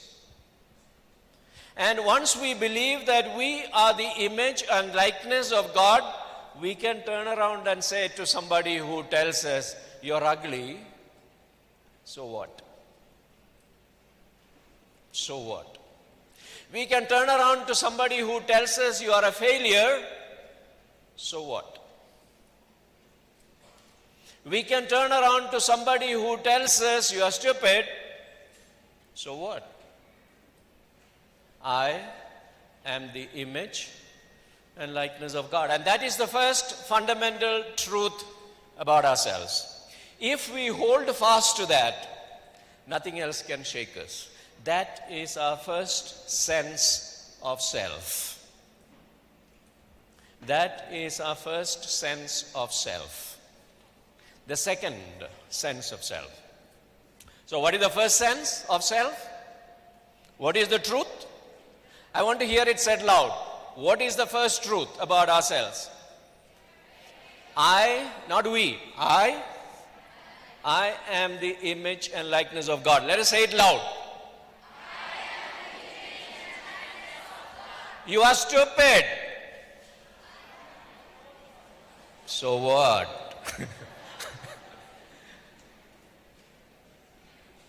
You are ugly. Your dance is horrible. That's how. Will you say it?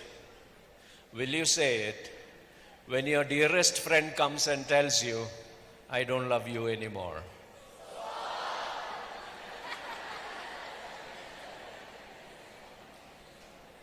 We can say it sitting down here, but in real life it's difficult, it's not easy. For Jesus for saying that, He had to get on the cross. Don't forget that. The second, Don Bosco told his Salesians to be shepherds to the young. Now, somebody else said this before. Somebody else said, I am the good shepherd. Who said that?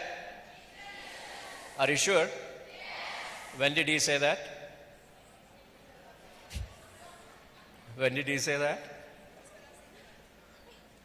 Are you sure, sister? Somebody has read the Gospels. So Jesus says, I am the shepherd. I am the good shepherd. Now, it has a tremendous meaning, which I discovered when I met some shepherds. Unfortunately, I do not have the photographs. I think it got lost somewhere. There is this famous wildlife sanctuary in Kenya called Masai Mara. Those of you who have the smartphones can skim through later the picture of a Masai village. Now, I went to visit this wildlife sanctuary. It is as God created. In Assam, when you drive through Assam, you drive through cows and goats and chickens on the road. In Masai Mara, when you drive through giraffes, zebras, deer, lions, elephants, bisons. It's very interesting as God made it. Now, the land is owned by Masais. Masai is a tribe, very tall people. They have their villages right in the middle of this wildlife sanctuary. They are shepherds. They do not kill wild animals. They do not cultivate. Their life is looking after cows, goats, sheep, and those kind of animals. And they take their animals through these wildlife sanctuary for grazing and feeding, and they bring them back safe. They will also take you for a walk through this wildlife sanctuary with all these animals around you and bring you safe. Now, their houses are very interesting. They are very tall people. Their houses will reach only here. When I went, it reached me here, very small. You have to crawl inside.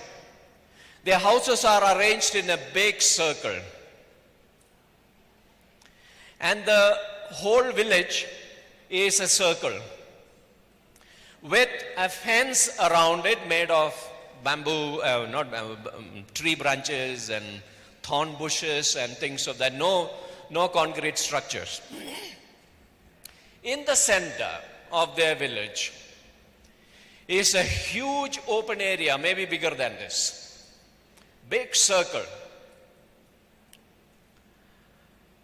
And that's where they keep their animals. Right in the heart of the village is where they keep their animals. And you can imagine the dirt, the smell, the mess that is created in the center of their village by hundreds of cows and sheep and goat and whatnot. The smaller animals like calves and all, they keep inside their house, not even in the open space. They keep them inside the house. So I asked them a question. Why do you keep your animals such a mess? Why do you keep your animals in the center of the village? Why can't you find some other place by themselves, fenced it nicely? The answer was what gave me the understanding of what a shepherd is. They said, these animals are kept in the center of the village because they are our wealth. They are our wealth. No wild animal can get through into this wealth without coming through our houses. Without getting to me, nothing will touch these animals. When Don Bosco told the Salesians to be shepherds to the young, what is he saying? Young people are our wealth. My dear friends, this is the reality that must sink into us. Jesus said, I am your shepherd. What is he saying? You are my wealth. And as young people, it is essential for you to realize that you are the wealth of God. People may call you all stupid things. Even we may tell you stupid things. But believe that you are the wealth of God, nothing less. And a wealth is to be invested, preserved, kept safe, made productive. So the second truth about you is you are God's wealth. First truth is, what is the first truth? I am the image and the likeness of God. Second, I am the wealth of God. Just think of it for a minute. Just pause a minute and think of it. That you are the wealth of God. Look at the implications of this. Look at the impact of it in your heart. I am the wealth of God.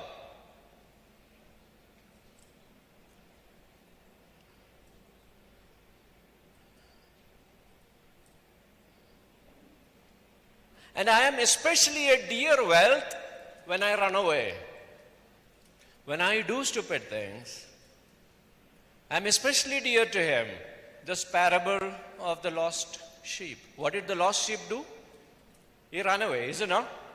And what did the shepherd do? Went after him. He did not abandon him. You are specially dear, you are specially precious, especially when you run away. And most of us, my dear friends, run away quite often. We do foolish things, is it not?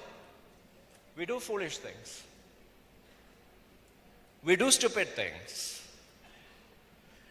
That increases our preciousness to him who is calling us back and saying, you are my wealth.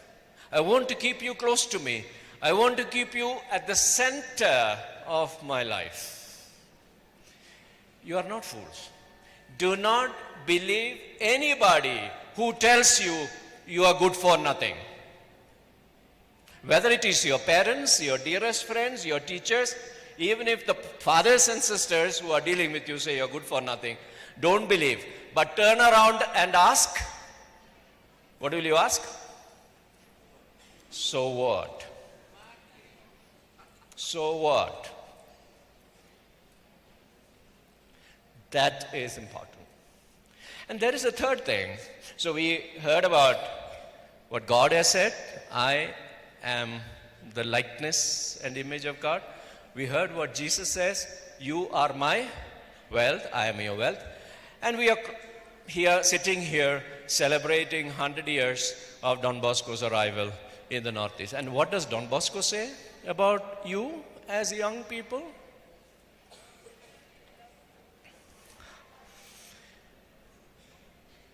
He says, he worked with the boys, so the girls don't feel jealous. It applies to you also. He says, there are no bad boys. There are no bad boys. There are no bad girls. Remember, he was not dealing with saints. He was not dealing with so-called good people. He was dealing with boys and girls who had run away from their homes, who were coming from poor families, who were living on the street, into all kinds of things. And he says, there are no bad boys, there are no bad girls. Very often when we are kids, we are told by our parents or elders, be a good girl, be a bad girl. No, nobody told us to be bad girls, no? Be a good girl, is it not? And we are complimented for being good girl, bad girl. But Don Bosco says, there are no bad boys, there are no bad girls. Why? Because we are the image of God. We are the wealth of God. There are boys and girls who do bad things, yes.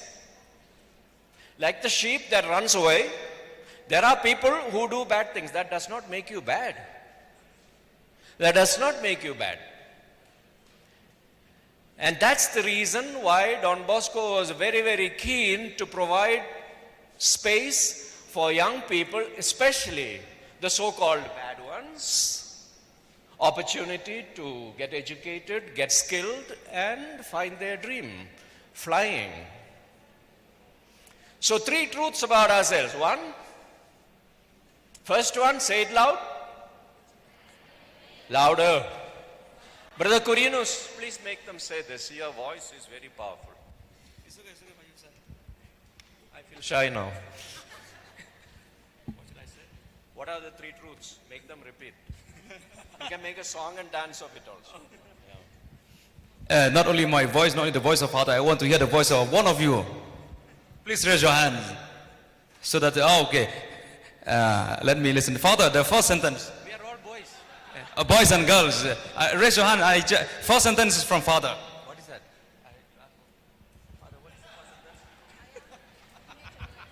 I am the image and likeness of God. Okay, the second sentence. Please raise your hands. Okay, here. Please clap your hand for Father. I am the wealth of God. Please clap your hand. Please tell your name too, so that everyone will know your name. Hi everyone, my name is Esther Hokip from Manipur. Woo! And last sentence. Please raise your hands. Anyone from here? Please don't feel shy. If you don't know the sentence, you ask Father. Father, what is the sentence? I will read. I will repeat. Anyone from here? The third sentence. Okay, very good.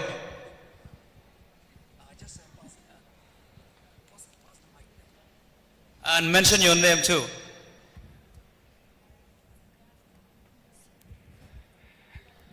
There are no bad boys. There are no bad girls.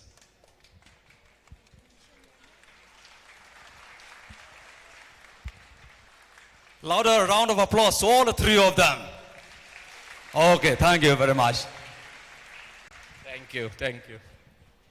Now, sisters were asking what did Don Bosco say about them. He said nothing about them because he did not know. He could not say there are no bad sisters. He could not say so. Same about the fathers also. So, my dear friends, to say this with conviction, to say that we are the image and likeness of God, that I am the wealth of God, I am a good person, a good boy or a bad girl. We need so much of courage and conviction within. And that's where I want to repeat that song again, I dare. We should dare to say it, irrespective of who is putting us down, who is constantly telling us you are good for nothing, who is constantly telling us you will come to nothing. You're constantly telling us you are lazy, you are this, you are that. If we are convinced of this, then we will try to make this become real in our life. Just like we can continuously repeat the negatives that are being told to us by others and believe it. It is important that we begin to repeat these good truths about ourselves and begin to believe and act on it. And that requires courage. So let's sing this song again. I dare that...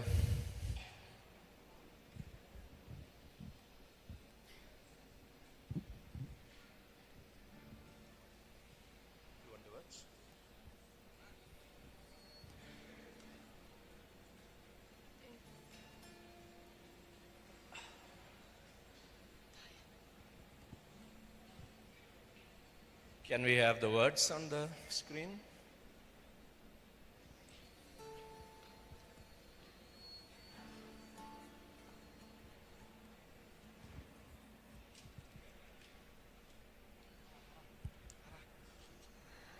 Okay, praise the Lord. Now, do you feel that you dare or you are just saying, okay, I will sing the song. Let's feel that we dare. As a youth, let's dare. Because why? We know where we are standing now, right? Standing on the 3 grounds. What it is? Come on, what is the first ground that we are standing? The truth, the 3 truth, right? One is? That's really nice. One more time. I am in the image.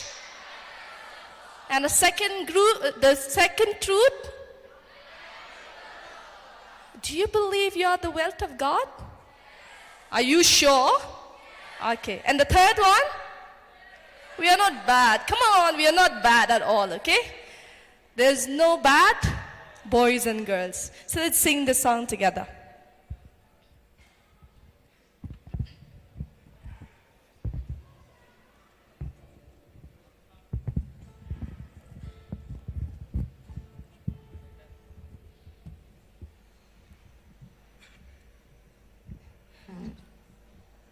Shall we sing the chorus together? Here we go.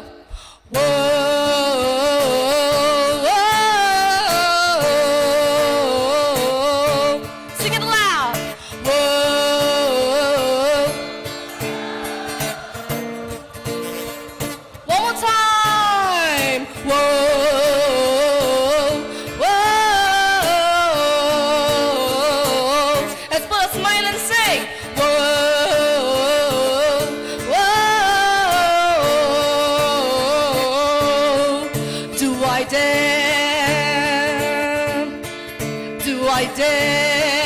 Come on, one more time, sing. Do I dare?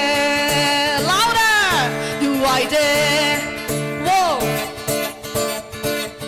Whoa. Whoa. Sing louder.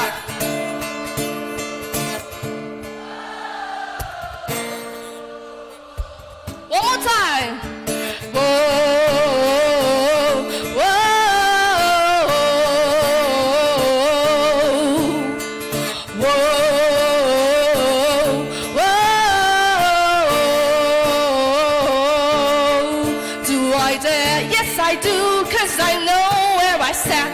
I dare? Yes, I do, 'cause I have my own plans. Do I dare? Yes, I do, 'cause I know that I can. Do I dare? Yes, I do. I dare. Come on, one more time. Do you dare? Do you dare? Yes, I do, 'cause I know where I stand. Do you dare? 'Cause I do, 'cause I have my own plans. Do you dare? Yes, I do, 'cause I know that I can. I dare. Can we all stand up and sing? Whoa. Whoa, whoa. Well, raise your hand and sing. Whoa, whoa. One more time. Whoa, whoa, whoa. I want to hear from you singing. Whoa.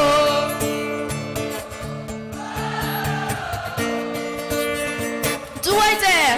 Do I dare? Yes, I do, 'cause I know where I stand. Do I dare? Yes, I do, 'cause I have my own plans. Do I dare? Yes, I do, 'cause I know that I can. I dare. Come on, let's sing it loud. Do I dare? Do I dare?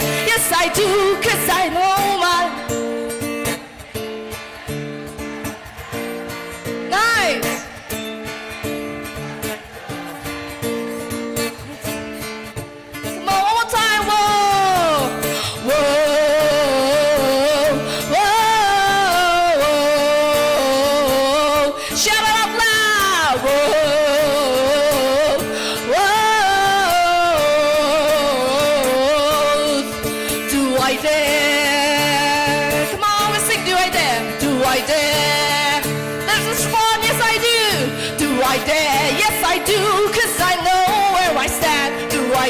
Yes, I do, 'cause I have my own plan. Do I dare? Yes, I do, 'cause I know that I can. Do I dare? Yes, I do. I dare. Let's jump in the hole. Whoa, whoa. Come on, are you tired? Whoa.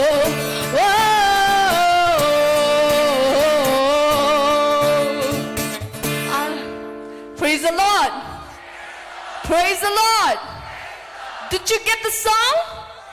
Okay, then I want to hear you singing loud, okay? When we sing, whoa, let's jump, okay? Here we go. 1, 2, 3, go. Whoa, whoa. Pull your friends who's not jumping. Whoa, whoa. Now you sing loud. Whoa, one more time. Whoa, whoa. Do I dare? Do I dare? Come on, sing it. Do I dare? Do I dare? Let's respond, yes. Do I dare? Yes, I do, 'cause I know where I stand. Do I dare? Yes, I do, 'cause I have my own plans. Do I dare? Yes, I do, 'cause I know that I can. Do I dare? Yes, I do. I dare. Do you dare? Do you dare? I can't hear you. Do you dare? Okay, here. Do you dare? Yes, I do. Okay, here we go. 1, 2, 3. Do you dare? Yes, I do, 'cause I know my own plans. Do you dare? Yes, I do, 'cause I have my own plan. Do you dare? Yes, I do, 'cause I know that I can. Do you dare? Yes, I do. I dare. Come on, clap your hands as I sing.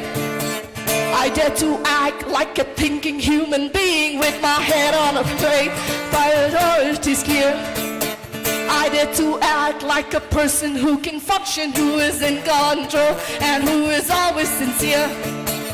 I dare to live with a grown-up kind of wisdom, even though I am young, with a long way to go.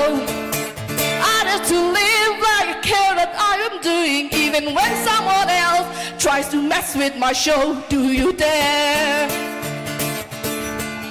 Do you dare? Come on, sing yes I dare. Do you dare? Yes I do, 'cause I know where I stand. Do you dare? Yes I do, 'cause I have my own plan. Do you dare? Yes I do, 'cause I know that I can. Do you dare? Yes I do. I dare. Come on, let's sing it out loud, yo. Whoa, whoa. I wanna see you jumping. Whoa,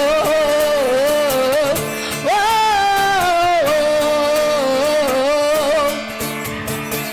I dare to choose how my life is gonna happen with my mind that's clear and that was wrong, but that's right. I dare to choose to be ready for my future. I can see it now, it's full of promise and light.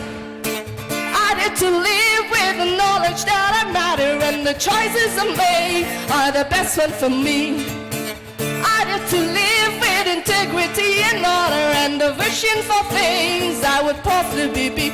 Do I dare? Come on, sing, do I dare? Do I dare? Here we go, there's a question for you. Do I dare? Yes I do, 'cause I know where I stand. Do you dare? Yes I do, 'cause I have my own plan. Do you dare? Yes I do, 'cause I know that I can. Do you dare? Yes I do. I dare. One more time, do you dare? Do you dare? Yes I do, 'cause I know where I stand. Do you dare? Yes I do, 'cause I have my own plans. Do you dare? 'Cause I do, 'cause I know that I can. Do you dare? Yes I do. I dare. Come on. Whoa.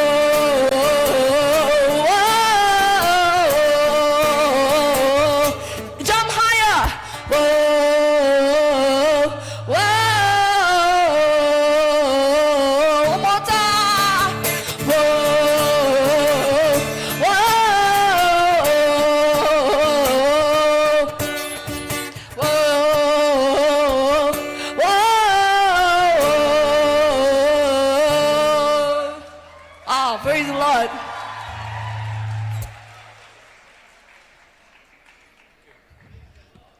Praise the Lord.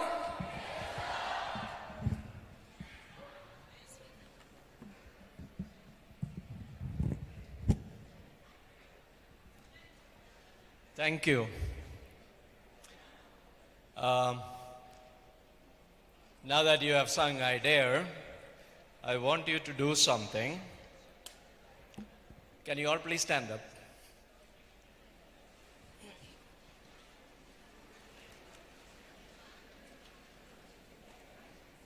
if I were to ask you to jump on one leg like this, and I give you 1 minute, how many times do you think you will be able to jump? Please have a number in your mind. Just keep the number in your mind. Did you understand what I am asking? If I were to ask you to jump on one leg and I give you 1 minute, how many times do you think you are able to jump? Please keep that number in your mind. How many? Okay. Now, I'm going to ask you to actually jump, and I'm going to keep a time. Don't stop in the middle till I tell you to stop. All right? If you want more space, please make more space. We don't have to be sitting in order always. Some confusion is okay. All right? Ready? When I say 1, 2, 3, go, you start jumping and start counting. Because that number is important. All right? Ready? I will, all right. 1, 2, 3, go.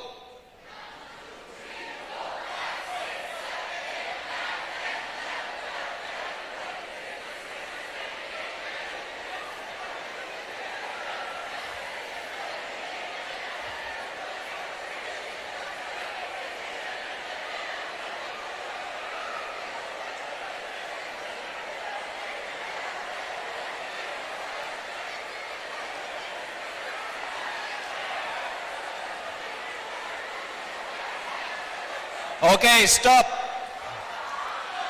Stop, stop. Good. Keep standing. How many of you jumped more than what you thought?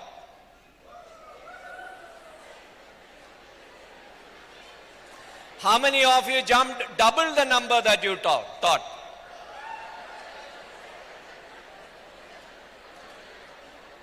Good. It's interesting. The number that I asked you to keep in mind was when I said I'll give you 1 minute to jump. I gave you 30 seconds. And you jumped more than double. What does it say? What does it tell us about ourselves?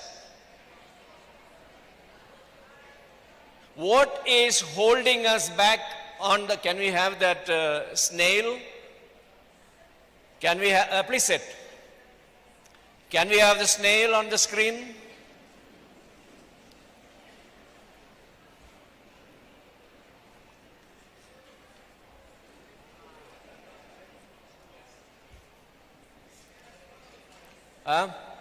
Oh, the snail has flown actually. It is not available anymore. Oh, it's with me. Sorry. It's there. Okay. Sorry.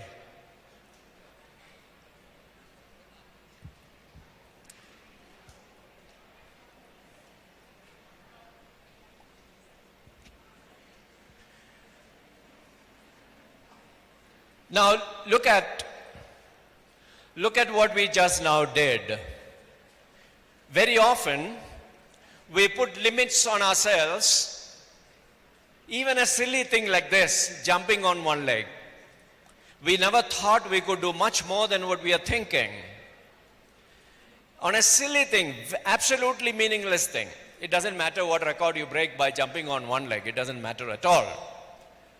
But look at the number of times when we are limiting our capacity to achieve things by forgetting that there is a powerful rocket attached to us. But we choose to remain the snail without the rocket. The truths that I mentioned are some of those rockets. And what is the first truth? That I am the likeness, image and likeness of God.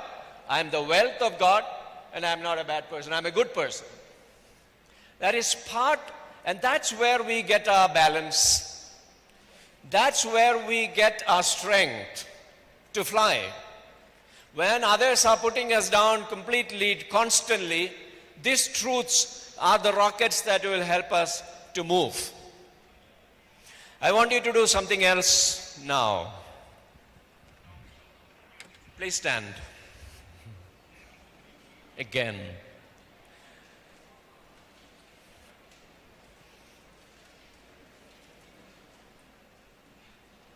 You don't have to jump, it's a very simple exercise.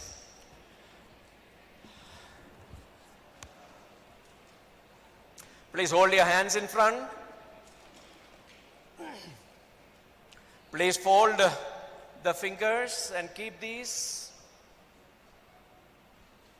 Please keep them apart, the two fingers.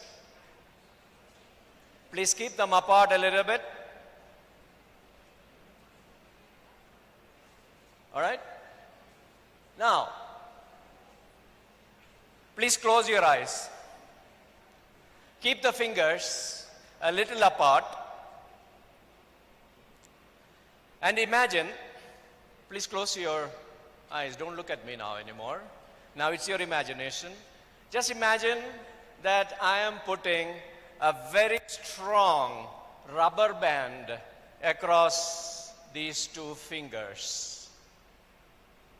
Just imagine I am putting a very strong rubber band across these two fingers that are standing apart. And just imagine what is happening to your fingers. Do they come closer or do you take them farther? Does the rubber band bring your fingers closer or does the rubber band, you struggle to keep your fingers still farther or do you keep it in the same position? Just imagine there's a strong rubber band. Put on your fingers and imagine either your hands coming together or going apart or remaining in the same position.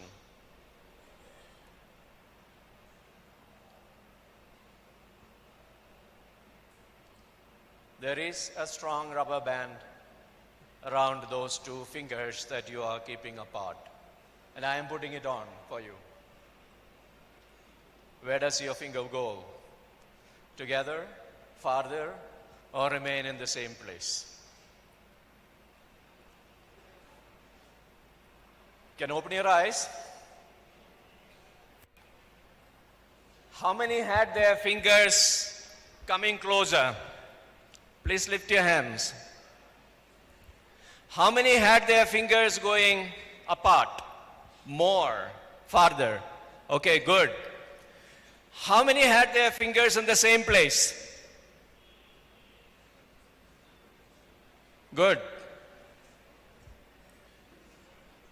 Was there a rubber band? Then why did your fingers go closer?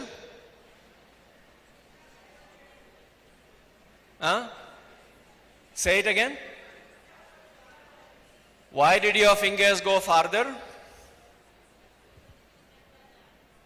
Who told you there is a rubber band? Oh, I am so powerful, huh? I'm glad. But was there a rubber band? I fooled you, is it not? I fooled you into believing that there is a rubber band and you acted accordingly.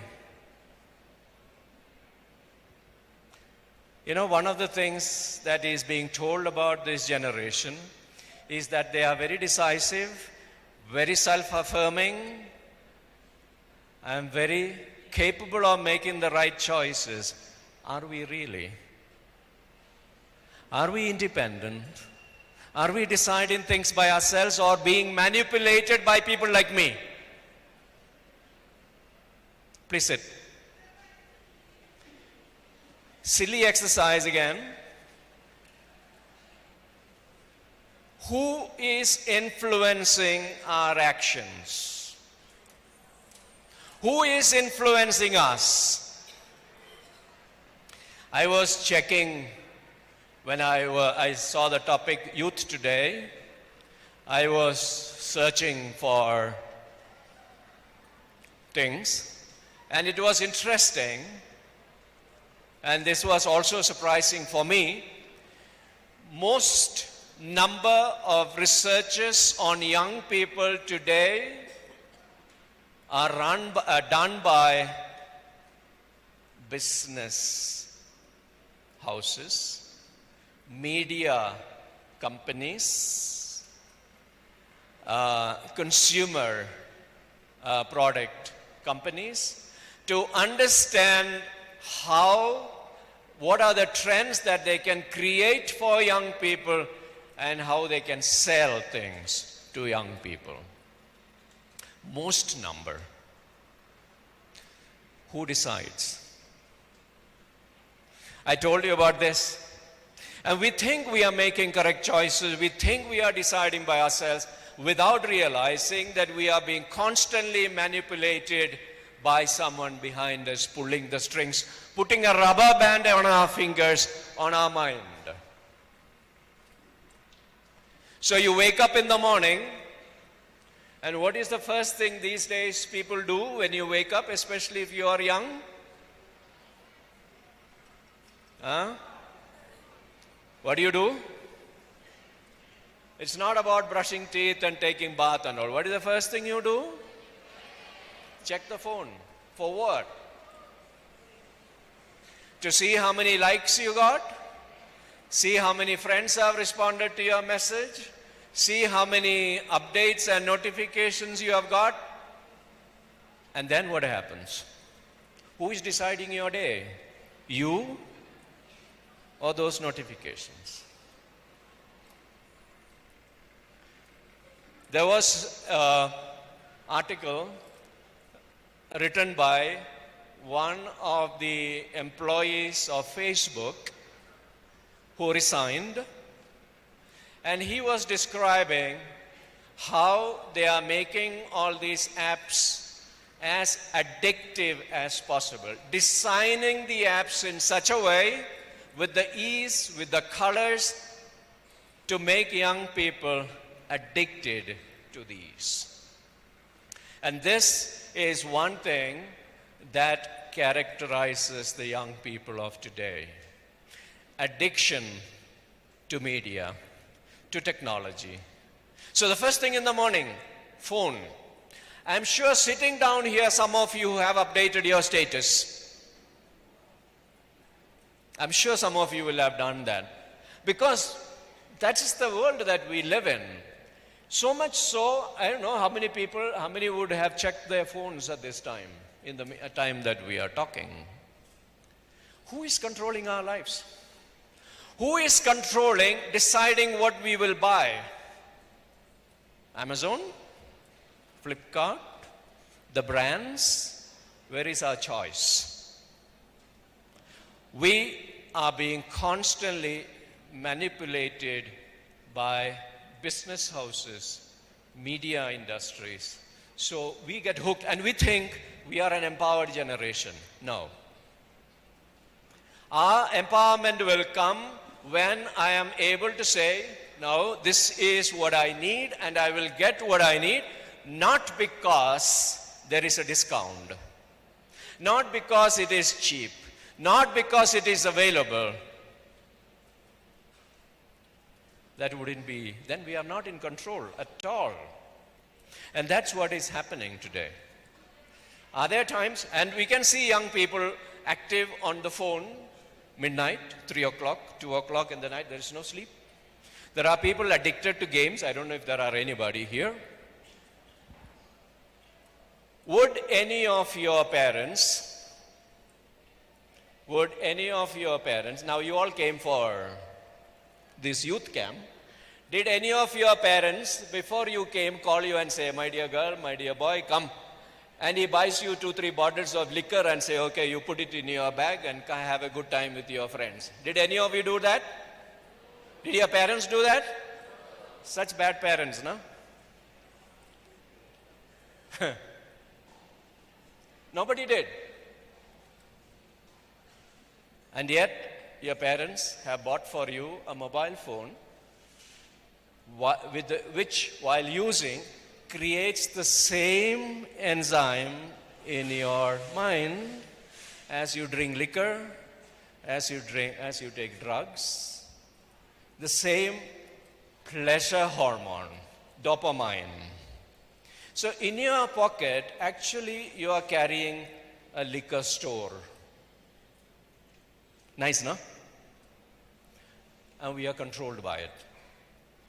And that's how the smartphones are designed. That's how the social media is designed. And today, young people rate themselves against the likes, dislikes, etc. that you get on your Instagram post, on your Facebook post, on your WhatsApp status. I don't know what all media is available. You feel good when I get 100 likes. And I'm waiting, will this fellow reply to me? Will this so and so? And you are seeing who he is. And today friends are made virtually. Friends are unmade virtually. You can unfriend people, is it not? We are living a life virtually. There are no real people. You're connected across the world, and yet, who is there for you? So, as a result, today we have much more sense of loneliness. We are connected, but we are lonely. We have a fantastic social life, but we feel bored. We have high-profile jobs, but we are stressed. We have high aspirations, we are frustrated because of many factors. So this contradiction, this ups and downs, this up and down is a real part of young generation today. Mental health problems are increasing. I'm waiting for the day when you can buy your husband or wife on Amazon. Because after 30 days you can return them also. There is a return policy. If you don't like, you return. It will happen. I'm told in Japan you can hire a spouse for yourself for some time, a robotic one. Very nice. We are reaching into a world where technology is being substituted for human interactions, real interactions. So we have kids who are growing up with screens and not with parents. I don't know how many of you, you see your younger siblings, they are not eating, give them a screen. They are crying, give them the screen. We are creating this addiction. I'm not against technology. I use technology. I'm not against social media, but are we getting addicted? The worst thing is, are we getting manipulated like the rubber band? There was no rubber band. I told you there is a rubber band, and you put it around your finger, and your fingers went farther, or it remained apart. Who decides for you? And yet, this is a generation that is saying, we know how to decide. Are you deciding anything? Or somebody else is manipulating your mind and making you feel that you are deciding for yourself. You go back home and check all the stuff that you have bought online and see how many of them are useful, how many of them you really use. Very often we get notifications, emails from companies saying that buy this stuff and save so much. Is it no? You buy this, save 50 rupees. How can you save anything by buying something? Look at the messaging. Look at the messaging. And this is a big, big danger that we have. That we are constantly being manipulated. I am not saying don't use phones, don't use media. Please do, because they help you. But do not allow these to manipulate you. They do manipulate. Your day is decided by them. And I think there was this manipulation that was happening also in Jesus' life. Jesus, we are told, went on a fast for 40 days. no eating, no drinking in the wild. And then at the end of 40 days, he gets a notification on his phone. He did not also leave his phone behind when he went fasting. He gets a notification, he is hungry, and what is the first notification? Fresh bread available, natural ingredients used. Natural ingredients from the desert.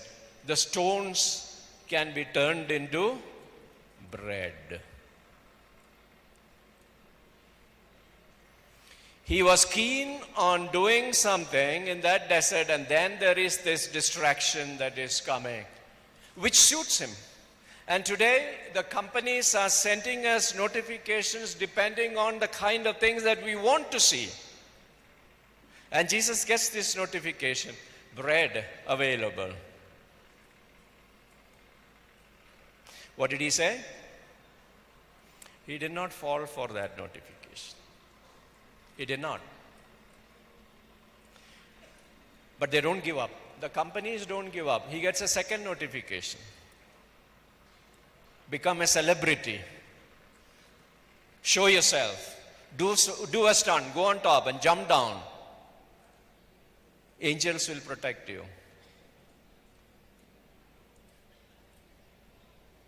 And what does he say?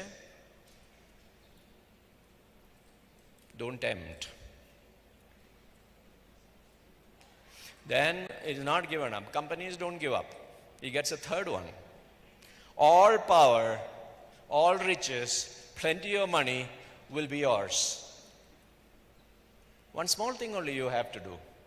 How many of us get notifications from so many companies you give us? There is a lottery that is there, 100 million lottery, and you are getting it, online frauds. You just send us the processing fee. There are so many people who have fallen for this because they are in need of money. Jesus says, no. Simply because he knew what he wanted, he knew what he is supposed to do, and these were distractions. My dear friends, today our world is filled with noise and distraction that comes to us through technology and social media. How much are you able to resist this and say no?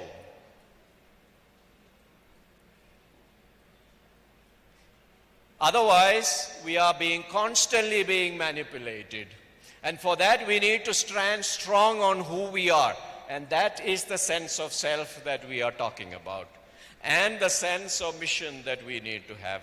And the deep connection that he had with God. The sense of self.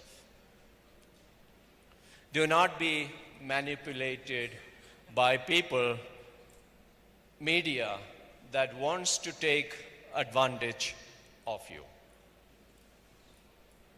And it is in our pocket. It's every minute this is happening. And this is one of the biggest dangers today. Mental health problems have increased. Depression has increased because we are depending on our self-rating on what we buy, what we wear, what we respond to, the likes, dislikes, etc., without really paying attention to the truths that is within ourselves. And that's a big danger.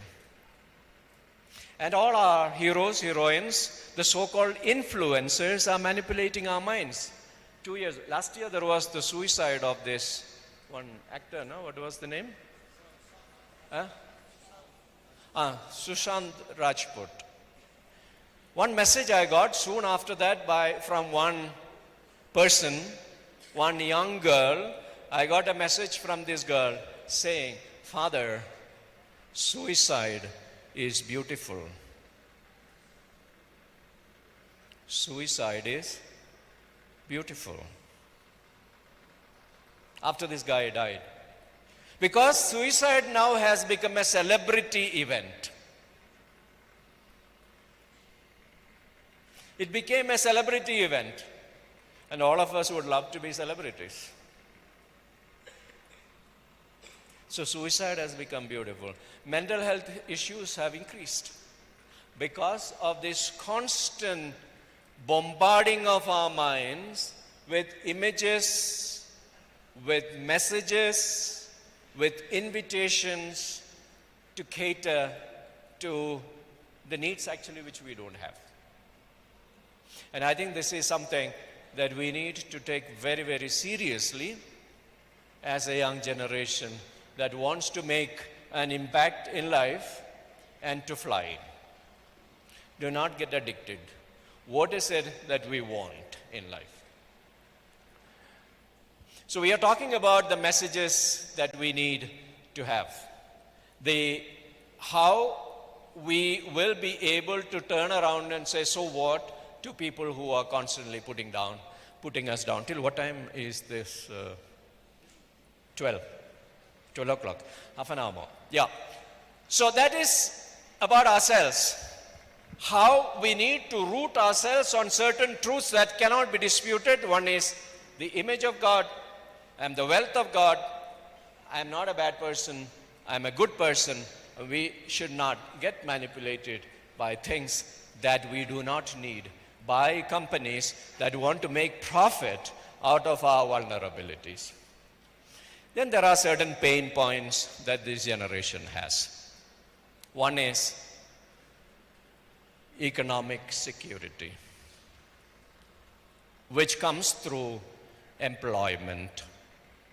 And this is becoming a big, big, big headache for governments, for communities, for organizations, for families, because young people today who are much more skilled, much more educated, do not find a job. Why should that be the case? And we are all anxious, I'm sure, I don't know what stage of life you are in, whether you are finished your studies or doing your studies or whatever. How many jobs can you find? And who is supposed to give the job?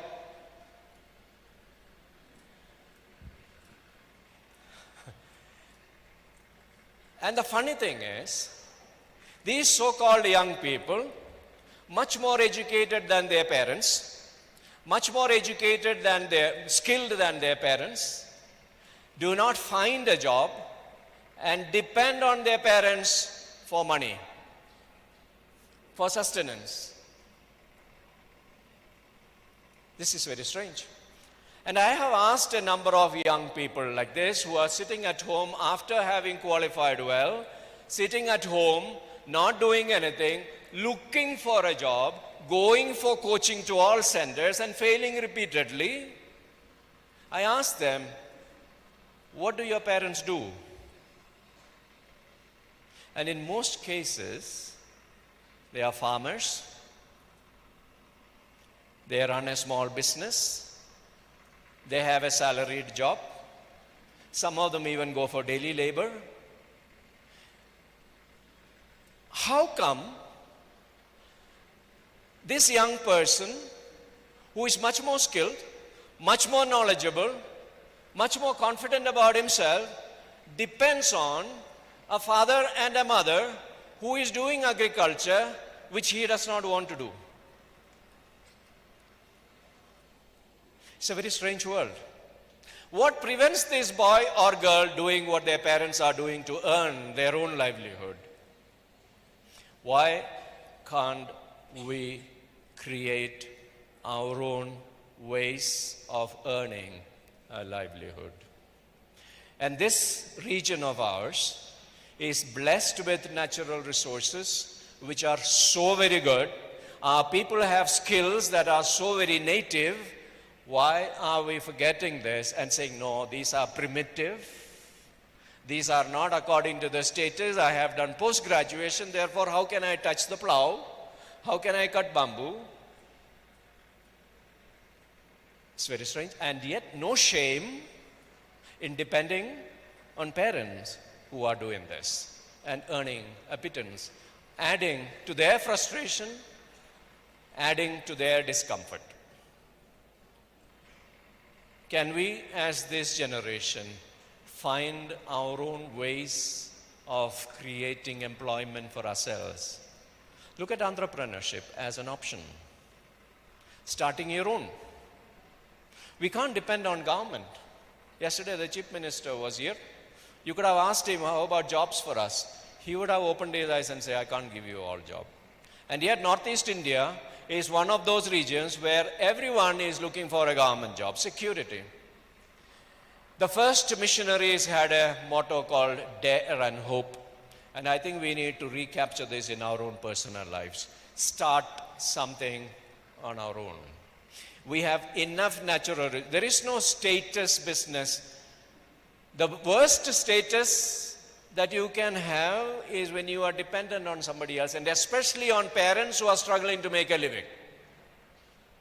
Because your needs are not limited. You need to have friends, to go out with parties, you need to have this, you need to have that. Your parents don't understand very often. And yet they are giving you. Is it not a crime? Is it not an injustice? Is it not a lack of respect for what they are doing? Many of us are averse to going back to agriculture, and yet,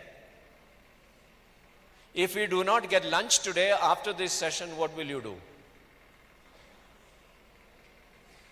What will you do? You will beat up father, is it not? Yes, the sisters will be the first ones who will beat up father. We owe, my dear friends, our existence to two important people. One is our mothers, who fed us from their own body when we could not eat anything else. We drank their milk. The second are farmers, who are constantly giving us sufficient food to eat. And yet we look down upon them because we are educated. Is it education or something else? I think it's high time we in the Northeast, with the kind of generation that you are, began to look for opportunities to begin things on your own. Otherwise, we will be a frustrated generation. A frustrated generation. We cannot be depending on government. We cannot be depending on our parents who are struggling with all the skills that we have. Dare to do something. Dare to dream. One of the things that I have noticed is, even if we have dreams, very many of our young people do not speak about their dreams. Do not speak about their dreams because many are afraid that others will laugh at them. What you are trying to do? You did your MA, you did your BA, you want to go and start agriculture? You want to start a business? Get a job. But they won't tell you where the job is. And jobs are fixed. Let us be very honest. You go for hundreds of interviews, you know the one who gets the job is somebody who never came for the interview. That is the kind of situation that we live in. How about talking about your dreams? We do not speak about our dreams because we are afraid people will laugh at us. We are afraid we do not have the skills. We are afraid we do not have the resources. We don't know how to go about it. And yet, unless you speak about it, how will people know? How will you find someone who can assist you and help you? Please speak about your dreams to someone. Find a trustworthy adult and speak to your dreams. Speak about your dreams. You speak to 100 people, at least one will listen to you. I had this experience of, one of the questions that I always ask, no, I will not go into that story. One of the things that we do in our course is always continuously asking our students, what is it that you want to do after you finish your studies? And there was this student of ours who, after her master's, she went for her internship to Bangalore, to a rehab center, a de-addiction center for alcoholics and drug addicts. She went for internship for 1 month. She was very good, And so they offered her a job as a counselor to work there. And she came back after 1 year, and she came to see me and spoke about what she wanted to do. She wanted to start something on her own for alcoholics and those who are addicted. We spoke about it at length, what can be done, what cannot be done. Then it struck me. There will be hundreds of young people who have such dreams. She had this dream of working with alcoholics because her father died of alcoholism, which was a very traumatic event for her. She was very angry and upset with her father for dying of something as silly as alcoholism. How could my father die drinking? And from that moment, from that anger came a dream. From that anger came a dream. I want to remove the pain of another girl, the kind of pain that I went through, and I want to work with alcoholics.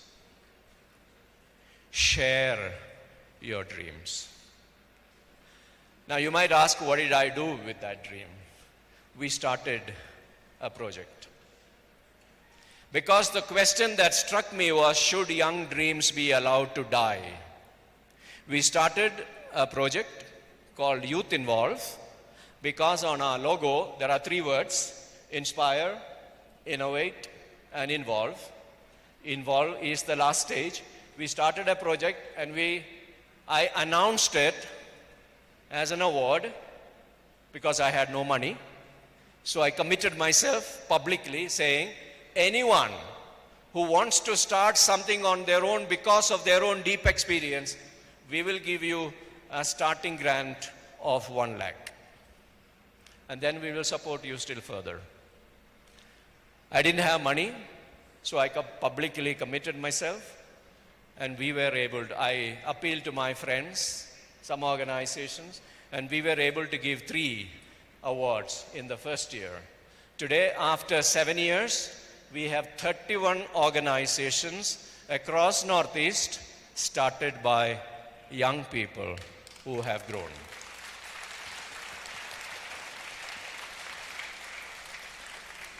Thank you for the clapping, but my point here is, share your dream. Dare to dream. Because the whole society continuously is telling you, be secure, get a job. But the society does not offer you a job. And being smart as you are, they cannot understand what you want to do. So share your dream with 100 people, at least 1 will listen to you and understand. If I had more money, I would do much more. So we support these people for 2 years with trainings, with exposure, with money to set up their own projects. And after 2 years, they are strong enough to be on their own. So every year we take, I think about, I don't know how many, 4, 5 every year, depending on the kind of money that we have. But my dear friends, my point is, if you do not dream, and if you don't share your dream, nobody will know. Talk about your dream. Talk anywhere. Out of place, out of time, does not matter. Somebody will find the value of it and help you reach your dreams. And that's essential. Don Bosco had a dream. He followed it up. It was not easy for him. Many even tried to kill him. Somebody tried to put him in the asylum, but he followed his dream. He did not give up. We are here because of this. And I heard something very interesting. This time, I happened to have been stuck in Don Bosco's place in Turin during the first COVID lockdown. We were 4 months stuck in the same campus where Don Bosco lived. And we visited the press that Don Bosco had set up. Today it is a 3-floor stuff. Those years, Don Bosco, for him, the press was very important. Very important for his work. He had to print his textbooks, his newsletters, his everything. He had to train his kids in printing. And there were so many people who were jealous of him that they all got together and said, we will not supply paper to Don Bosco's press. We will not supply paper to Don Bosco's press. Imagine Don Bosco press here, and everybody gets to no more paper for Don Bosco's press. Can you guess what Don Bosco did? Can you guess what he did? He went and bought a paper mill. He went and bought the paper mill. That was the kind of daring this man had. He had no money. But that did not prevent him from doing what he believed to be right. My dear friends, dare to dream. Speak about your dream and do what is right. And that will come only if we are not constantly being manipulated by others who are saying, get a job, be secure, get married. Good things. Are they workable? Where is your dream? Where is your dream? We are sitting down here because one man dared to dream. We are sitting down here because the 11 people who came here in 1922 dared to dream, made a difference. What about you? What about you? And to take the story further, since we realize that there is a lot of scope for young people and there are many young people who want to do something on their own, today we also have set up an incubation center. An incubation center is anyone who has an idea to start something on their own will be trained and supported to start their own business, to make money, to socially impact others. We have a training program for 6 months through which you will be taken to delve into yourselves, develop your business plans, your financial plan, and also sometimes also get you some seed money. So that possibilities are there. This is a youth new ministry that we are entering, promotion of entrepreneurship, because we realize that we, the people of the Northeast, unfortunately have become a consumer market. We have become a consumer market because we do not produce things. We were in the habit of just making what was needed for our villages, for our communities, enough rice, dal, vegetables. We are quite happy. But our needs have increased. Our requirements have increased. And therefore, but we are still depending on others. We get, I don't know how many lakhs of eggs from Andhra Pradesh. We don't know how many get tons of fish from Andhra Pradesh, chicken from other places. Our chickens here don't lay eggs. Our ponds and water does not grow fish. Why is it that we are allowing our money to flow out of this region? Because we do not open our eyes. I think entrepreneurship is not about developing, generating money alone. It's about claiming our own dignity as citizens of this region. All the money, all the business, major businesses are drawing money out of our pockets and investing in other places. What about our region develop? And then we sit back and say, oh, we are poor, we are not developed, nobody is helping us. Why should somebody help us? Don't we have a shame, sense of dignity to start something on our own and stand on our feet and say, this is our land, we lay claim to our natural resources, we are talented enough. It is not enough to look smart. We also need to act smart. We also need to act smart. And for that, we need to think different. And that is what technology should help you. And that's what technology should help you. I have 20 minutes more.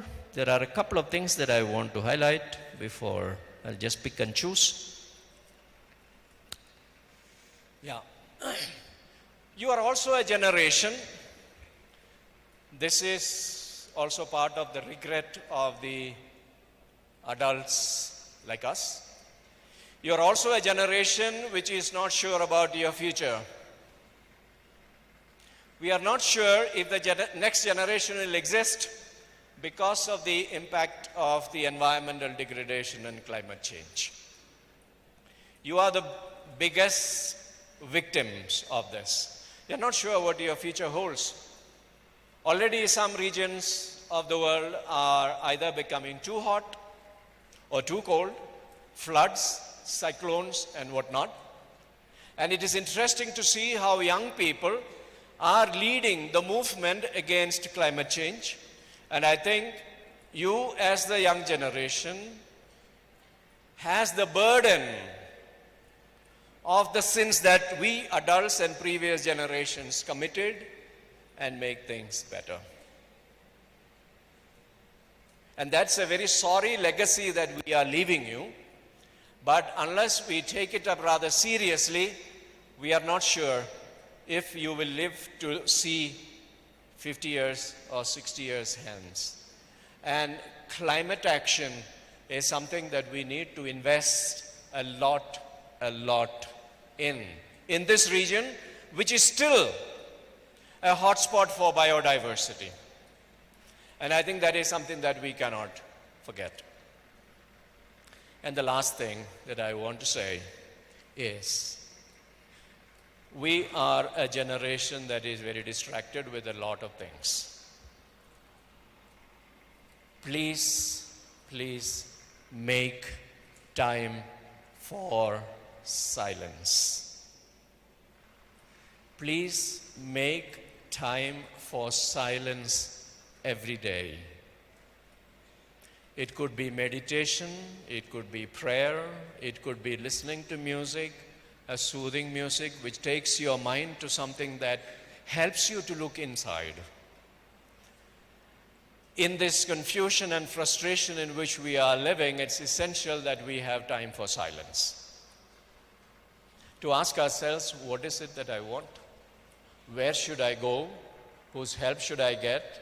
And also, faced with problems that are bigger than us, we need to connect with powers that are bigger than us. And as Christians, we call this power that is bigger than us Jesus Christ. Make time for Christ to walk into your life.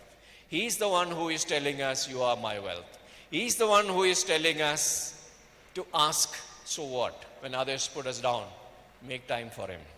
Morning, evening, it does not matter. He is awake 24/7. He speaks all languages. And I think as a generation that is growing up with an uncertain future, it is important that we hold on to him who is permanent. And then we will see how we are able to take off into a future that is much better than what it is today. I will end here.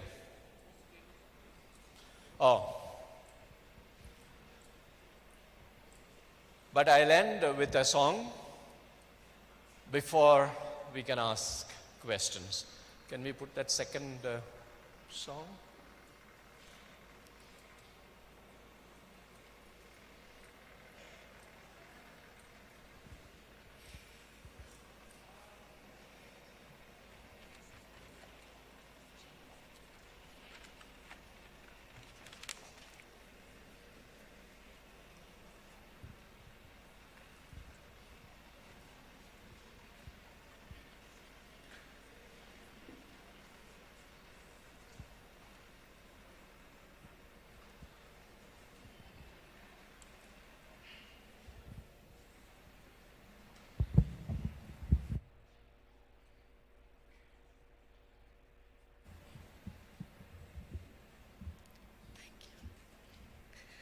Praise the Lord. Before I start with the song, when I was sitting down, I made this. Can you all see this? Those who cannot see, can you raise up your hand? You cannot see? Yeah. Okay. It's a board actually. I just want to connect it with what Father Jerry has spoken to each and every one of us. My dear friends, in life, we might have loose hope, and half of the part of the boat is being crushed. We might have not dared to dream, the part of the boat crush. We might have struggled so much and we don't really dare to hope, did not believe in miracle. We have rigged the boat. But if we are standing up to the truth, that the three truths that is there, even in times of struggle when we nearly drown, we will still have a life jacket. So please keep hoping and keep dreaming. We'll still have a life jacket to sail on. The song is a very simple song, and let's make it as a prayer. It is dare to hope again, dare to dream again. Okay? Let us really tell this Lord to help us to be brave. I'll sing the song for you. It's a very simple song, and we can sing it along once you get. Dare to hope again, dare to dream again, dare to pray for miracle that I can comprehend. Dare to leap of faith, even when I make mistakes. God help me to be brave enough to dare to hope again, hope again, hope again, dare to hope again. Let's sing it along. Dare to hope again, dare to dream again, dare to pray for miracles that I can't comprehend. Even wave of fear, even when I make mistakes. God help me to be brave enough to dare to hope again, hope again, hope again, dare to hope again. Can you all stand up and we'll make this as a prayer? Let's just close up our eyes and just say to this beautiful Lord, give us that brave thing in us so that we will be able to dare to hope again in His plans. Dare to hope again, dare to dream again, dare to pray for miracle that I can comprehend. Take a leap of faith, even when I make mistakes.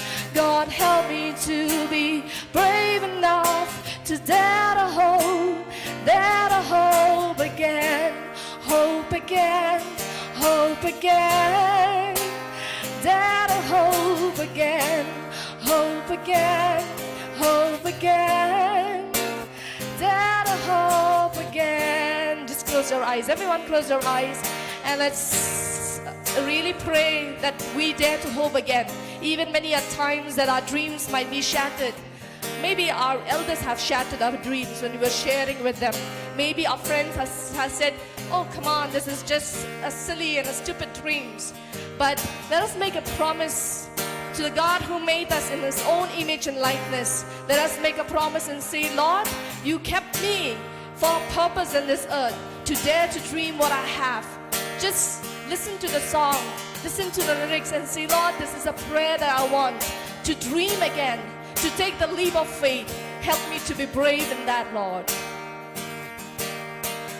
Dare to hope again, dare to dream again, dare to pray for miracle that I can comprehend. Take a leap of faith, even when I make mistakes.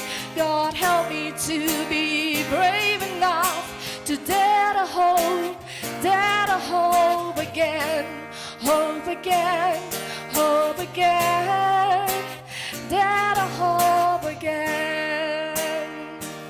I'm gonna I'm gonna keep believing, keep believing. This is my new story that I hope again. I'm gonna keep growing, keep growing. I'm gonna get going, get going. This is my new story that I hope again, hope again, hope again. That I hope again, hope again, hope again. That I hope again. I'm gonna keep dreaming, keep dreaming. I'm gonna keep believing, keep believing. This is my new story that I hope again. I'm gonna keep growing, keep growing. I'm gonna get going, keep going. This is my new story that I hope again, hope again, hope again. That I hope again.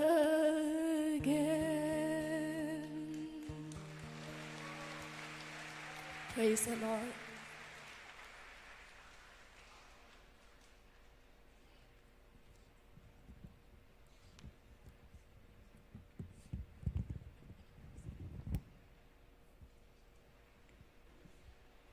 There is one thing that triggered what I wanted to say, and that was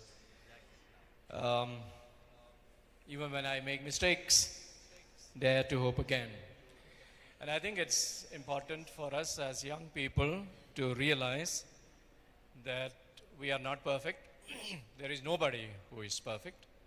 That we make mistakes, that we fail. What is important is that we get up and walk. Yesterday, I think the Chief Minister was talking about failing in elections. But I think there are much more deeper failures that we have in life. And that's the moment that we need much more help and belief in ourselves. Failure is not something that destroys life. Should not allow us to destroy life. And I think it's important that we learn to cope with that failure and not get disappointed again. If you look at Bible, we have got magnificent failures there. Adam and Eve, they failed.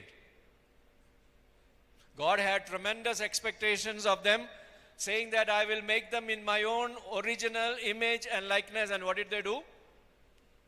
They failed. Cain and Abel failed. Jesus himself failed. Judas Iscariot is a tremendous example. He failed. He did not convince everybody. Failures are there. They are part of our life. And I think not to be afraid of failures, but to take off from our failures into a beautiful future is important. We need to learn to accept our failures. There is this comic I like very much, Dennis the Menace. I don't know how many of you see Dennis the Menace. That's the first thing I look in the newspaper when it comes, Dennis the Menace. The other day, as his father returned home, and he is always 5 years old. As his father returned home, he asked Dennis, have you been a good boy? He says, yes, if by being good, you don't expect perfection. I've been good. If by being good, you mean you don't expect perfection. Nobody expects perfection. We all make mistakes, especially as young people. We are trying to find our way in life. We will fall. How many of you learn to walk without falling? How many of you will learn to walk without falling? Anybody? What did your mother do when you fell down, when you were taking your first steps? Did they tell you, oh my child, don't walk, I will carry you? If your mothers had done that, you will be still hanging on to your mother's shoulder. You are 50, 60, 70, 80 kilos weight, and you still be sitting on your mother's shoulder. They encouraged you to fall, to walk and to fall. They picked you up. Find someone who will pick you up. Find someone who will help you to travel through your failures, make your way through the failures, and that would be your road to success with all that we have said, especially with the truths about ourselves and the defying statement that we need to speak. Let us repeat that once. The truths about ourselves. The first truth. And the second. And the third. And what is the response when somebody puts us down? So what? Right. Get on with life. And I think that's what will help us. God bless. Thanks for the time and your patience. That applause is not enough. That applause is not enough. You have to stand up and give a loud, loud, loud applause. Loud, loud applause. Loud.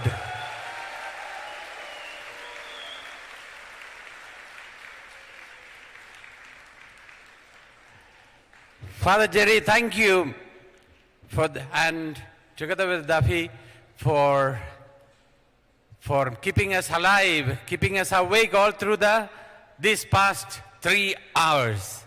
It was great. What do you feel about it? Are we something like what Father Jerry told us? Very much. And that's it. That's it. That means it is worth listening to and making good resolutions for ourselves. And without delaying much, I want to call upon Father Jerry, please come over on the stage once again. You have finished, but please come on.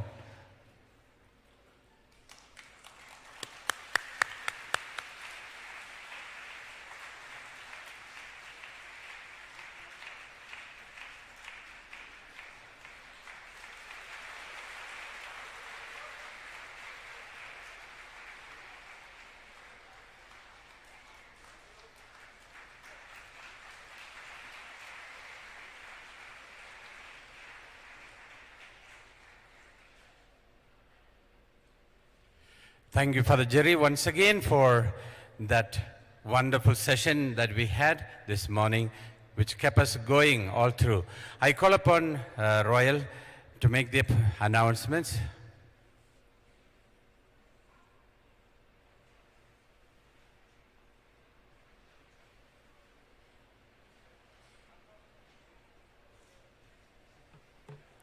Hello, check.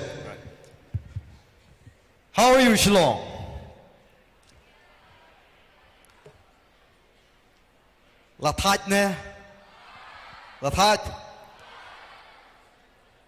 I'm going to teach you one Khasi song.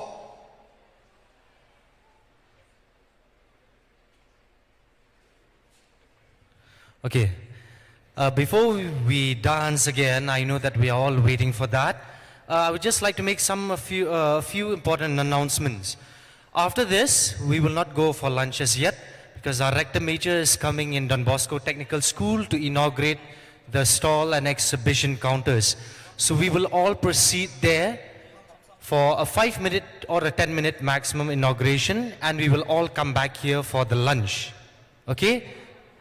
Then, after this, I just have a few announcements again, important announcements. It has come to our notice that some boys in Don Bosco Technical School are being locked inside because they choose to stay there by themselves. And when these staff went to lock, they didn't go to check inside because they don't want to be held responsible for any of the lost items. So please make sure that you leave your rooms when you are supposed to leave.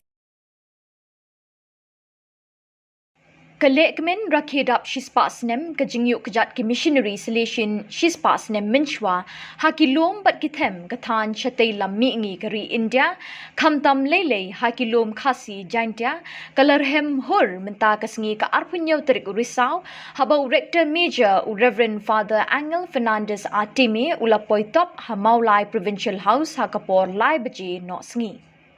Maria Dep Bamja Namadan Nong Lakyan, Ulakiu Shillong, Banwan Shiminta Hakajing Raki Saus Ngilenter, Yakalingko Shispa Snem, Bawan Poi Kakinhon Missionary Solution, Habas Dang Usnem Katkandai Spa Arpuar Hakani Katan. Lapadiang Buram, your Rector Major, Dau Reverend Father John Zozamia, Vice Provincial, Ringkat Bat Kipadar Kibadon Hakani Kajaka. Kisamla puli na savio generate kilapin sawa de kisur turoi bom bat kesing ban penbena pat pa ya kejingwan poi uni unong yalam rang ba du jong keseng solution ha Shillong. Hakini kejingalang pediang burom ladon langru ki provincial ki bana Kolkata, Hyderabad, Panaji, Jharkhand, Bengaluru, Guwahati, Dimapur, ringkat bat ki sister na ki convent ki badon hamaulai.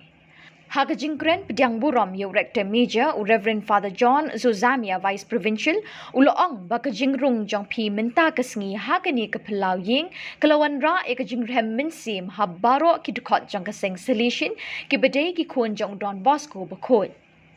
Haba kajingkren pediang ya kajinglek buram na kebenta jong Rector Major ulapen pawe kajing sngongu ya baro ki bor sorkar jong kari bat kejela ya ki pulet ki balasin ran ya uban poisuk syakani kejaka.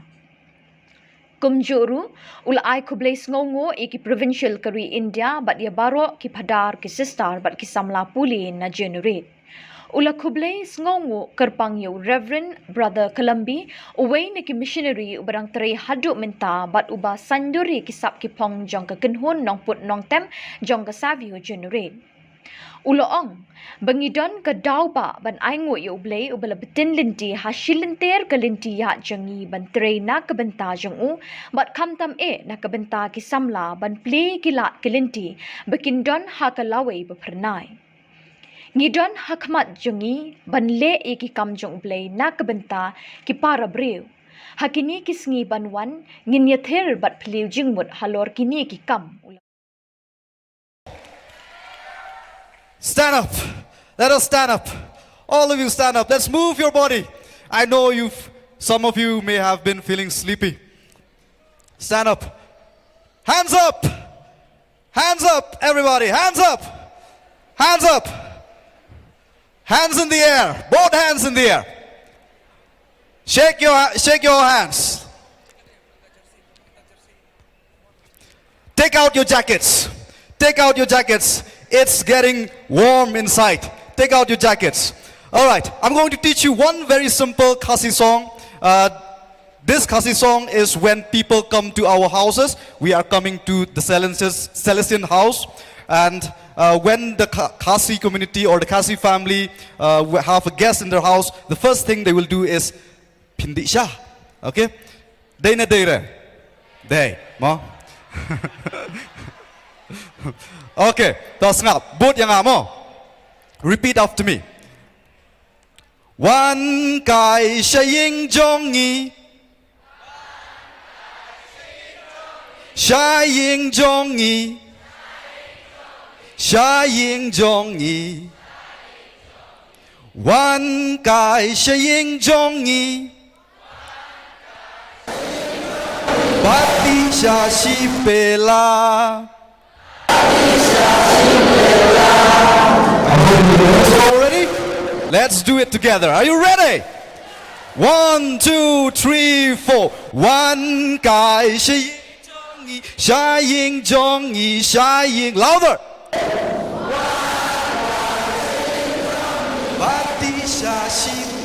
One more time. One guy. Louder.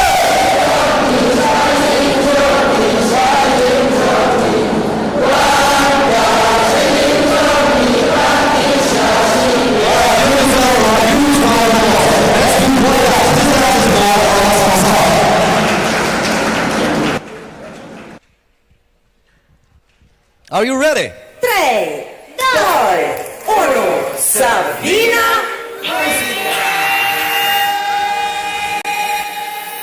Hands in the air!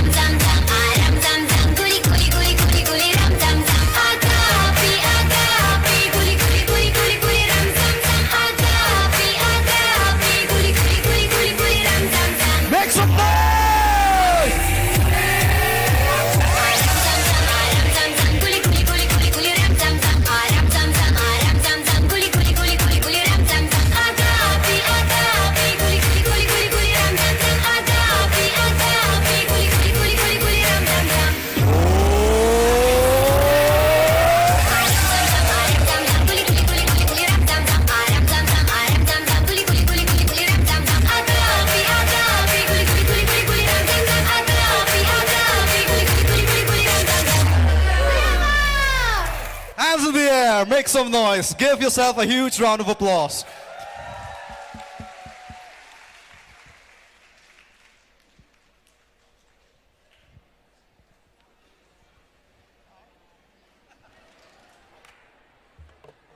All the delegates, kindly wait just for 30 seconds. Ibor is here. He will instruct.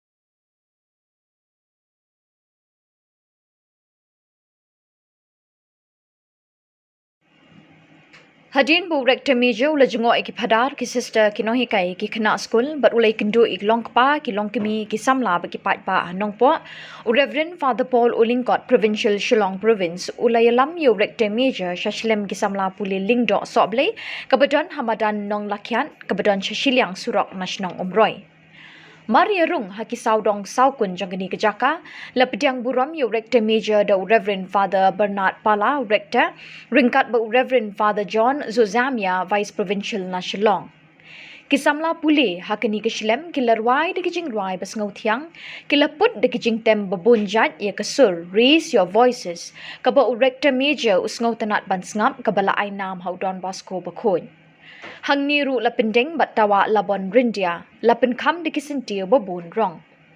Kisamla puli hang ni kilapinja that yu rector major da kijing shat pen ki singkai jongkani kajuk. Kidon shispa arngut kisamla shinrang ki bapuli class 11 but 12, ha kajing pen kre jongki ban kiu shaka kerdan lingdo soble. Ha kajing kren jong rector major kamat kinongi kai bat kisamla puli kan ni keshlem ulapin kan mau yaki dak ba ong bahaus nem khat khandai spa nyo puar haba upen kre kummaki ban long lingdo soble haspin umla bantur shajan jong rector major uhap ban ye kren bat pet yu kumba khat san phut kajing jingai minta uong ngi pat ngi kedum ngi kenjut kti ngi shandur lang bat phi baro namar kapor kala kella Man uway pa uway udukot jang kaseng solution uday banlong ubadap da kajingkmen uba it yo ublay bat yo parabriyo uloong. Ulas neng ru ikini kisamla da kabaong lada pimlong kibakmen pimla banne hakani kajingtmu jang pi. Duay yo ublay baun ay bat tep hapi ya kaminsim kajingkmen. Urekta meja ulapit iet ye kikmat.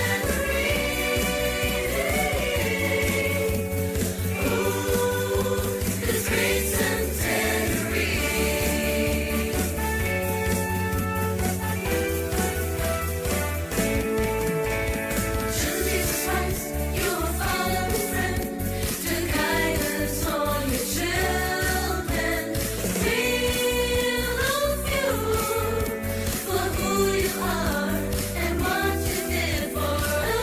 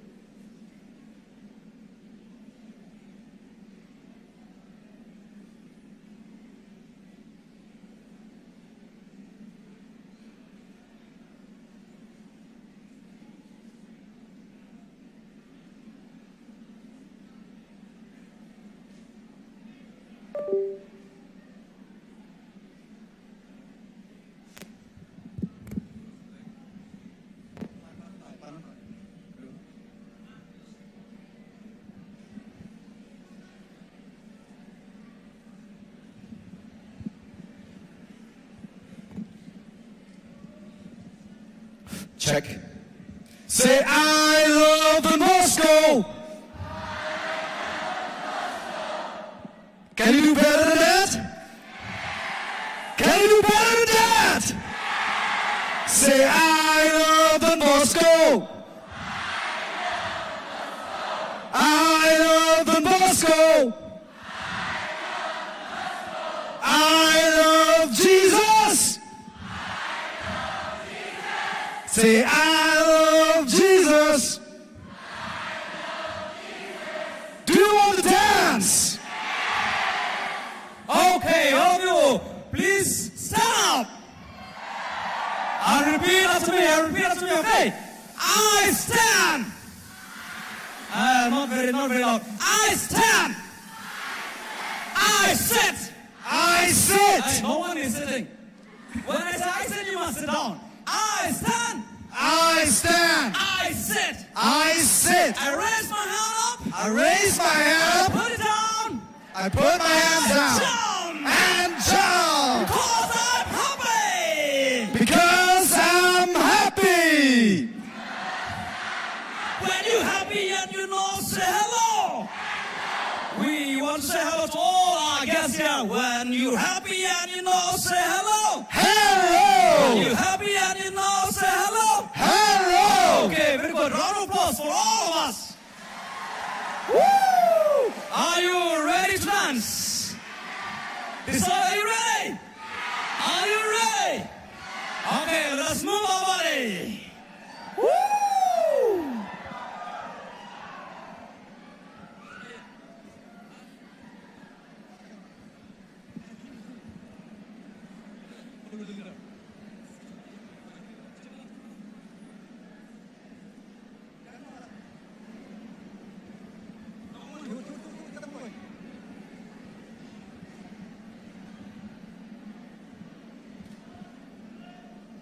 Put your right hands up. Put your right hands up. Put your left hands up. Put both your hands up. And you will clap when I point to this side will clap. When I point to this side, this row will clap. When I point to this row will clap. When I point to that row extreme of my right, they will clap. When I raise my hands up, you will clap the loudest that Shillong has ever heard. All right? Are you ready? All right, are you ready, everyone? Woo! I cannot hear you. I cannot hear you. Let's go, everybody. Let's go, everybody. Let's go. This is such a happy day. Okay, we will dance. All right, let's dance. Such a happy day because all of us, I think we are very happy today. Yes or no? Let us dance the song, Such a Happy Day.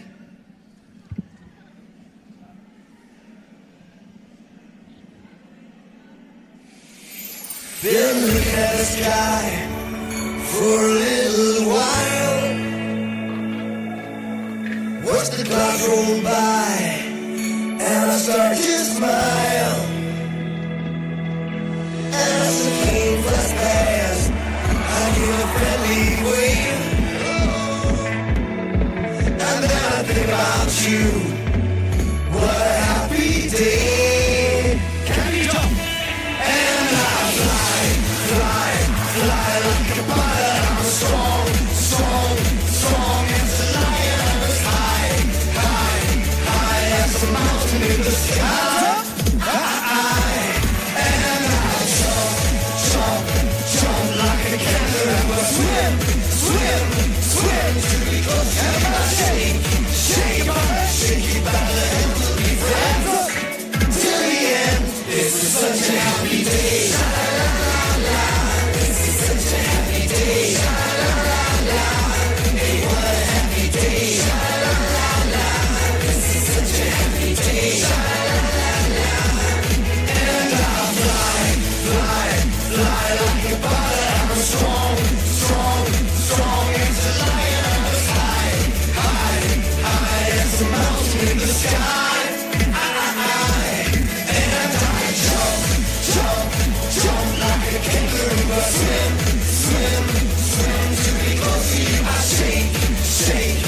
shake you by the hand, we'll be friends till the end. This is such a happy day. Sha-la-la-la. This is such a happy day. Sha-la-la-la. Hey, what a happy day. Sha-la-la-la. This is such a happy day. Sha-la-la-la. And I'll fly, fly, fly like a pilot. I'm strong, strong, strong as a lion. I was high, high, high as a mountain in the sky. And I jump, jump, jump like a kangaroo. I swim, swim, swim to be close to you. I shake, shake, shake you by the hand. We'll be friends till the end. This is such a happy day. This is such a happy day. Hey, what a happy day. This is such a happy day. And I fly, fly, fly like a bird. I'm a strong, strong, strong as a lion. I'm as high, high, high as a mountain in the sky. And I jump, jump, jump like a kangaroo. I swim, swim, swim to be close to you. I shake, shake, shake you by the hand. We'll be friends till the end. This is such a happy day. Sha-la-la-la. This is such a happy day. Sha-la-la-la. What a happy, happy day. Sha-la-la-la. This is such a happy day. Sha-la-la-la. This is such a happy day. Make some noise! God is good! God is good! God is good! And all the time? Yes, God is good all the time. You want another song? You want another song? At the back, do you want another song?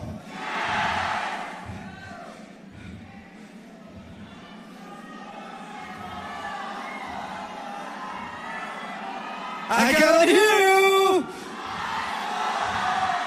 I cannot hear you! Do you want to dance? Alright, next song. Brother, next song.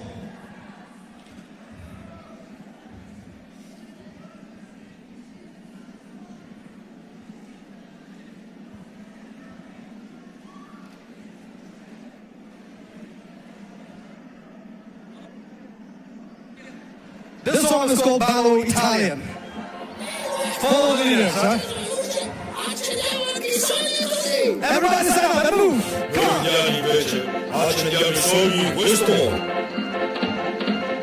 Everyone, please move.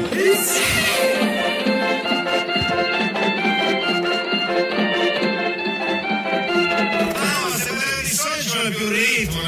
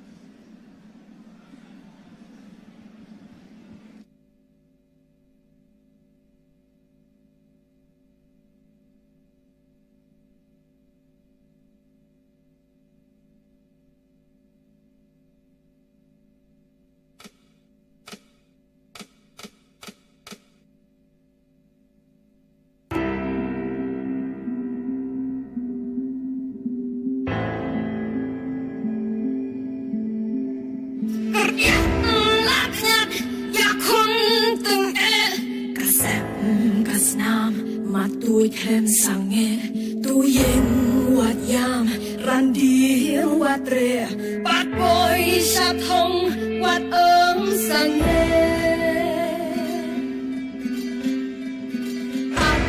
จริงมาอย่าเพียงกะจัดกะคงอุบาทกะหิมาอาเพียงเต็มคลายิ่งเมาเป็นนาฮาริบายยิ่งไม่บาอาฟูริบาย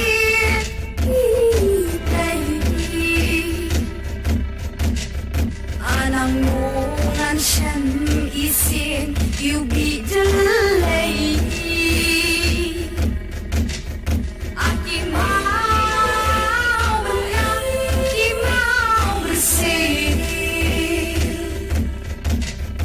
Kidang em kerteng kanam hadun ta Aku ri bait kibre Anangungan siyang isin You be delayed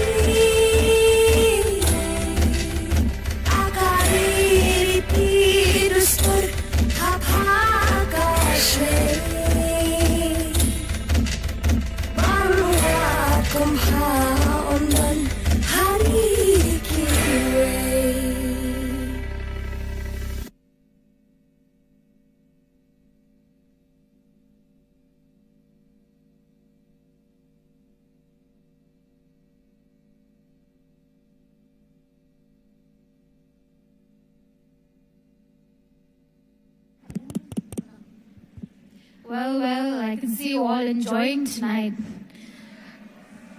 How was the day? Good? Yes, a good evening to one and all present here today.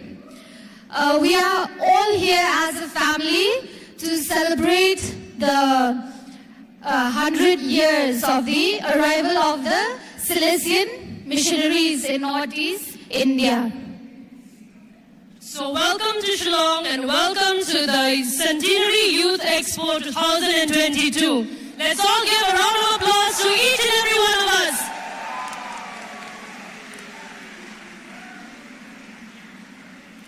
Before we start, it is only right and just that we give thanks to God for His abundant blessings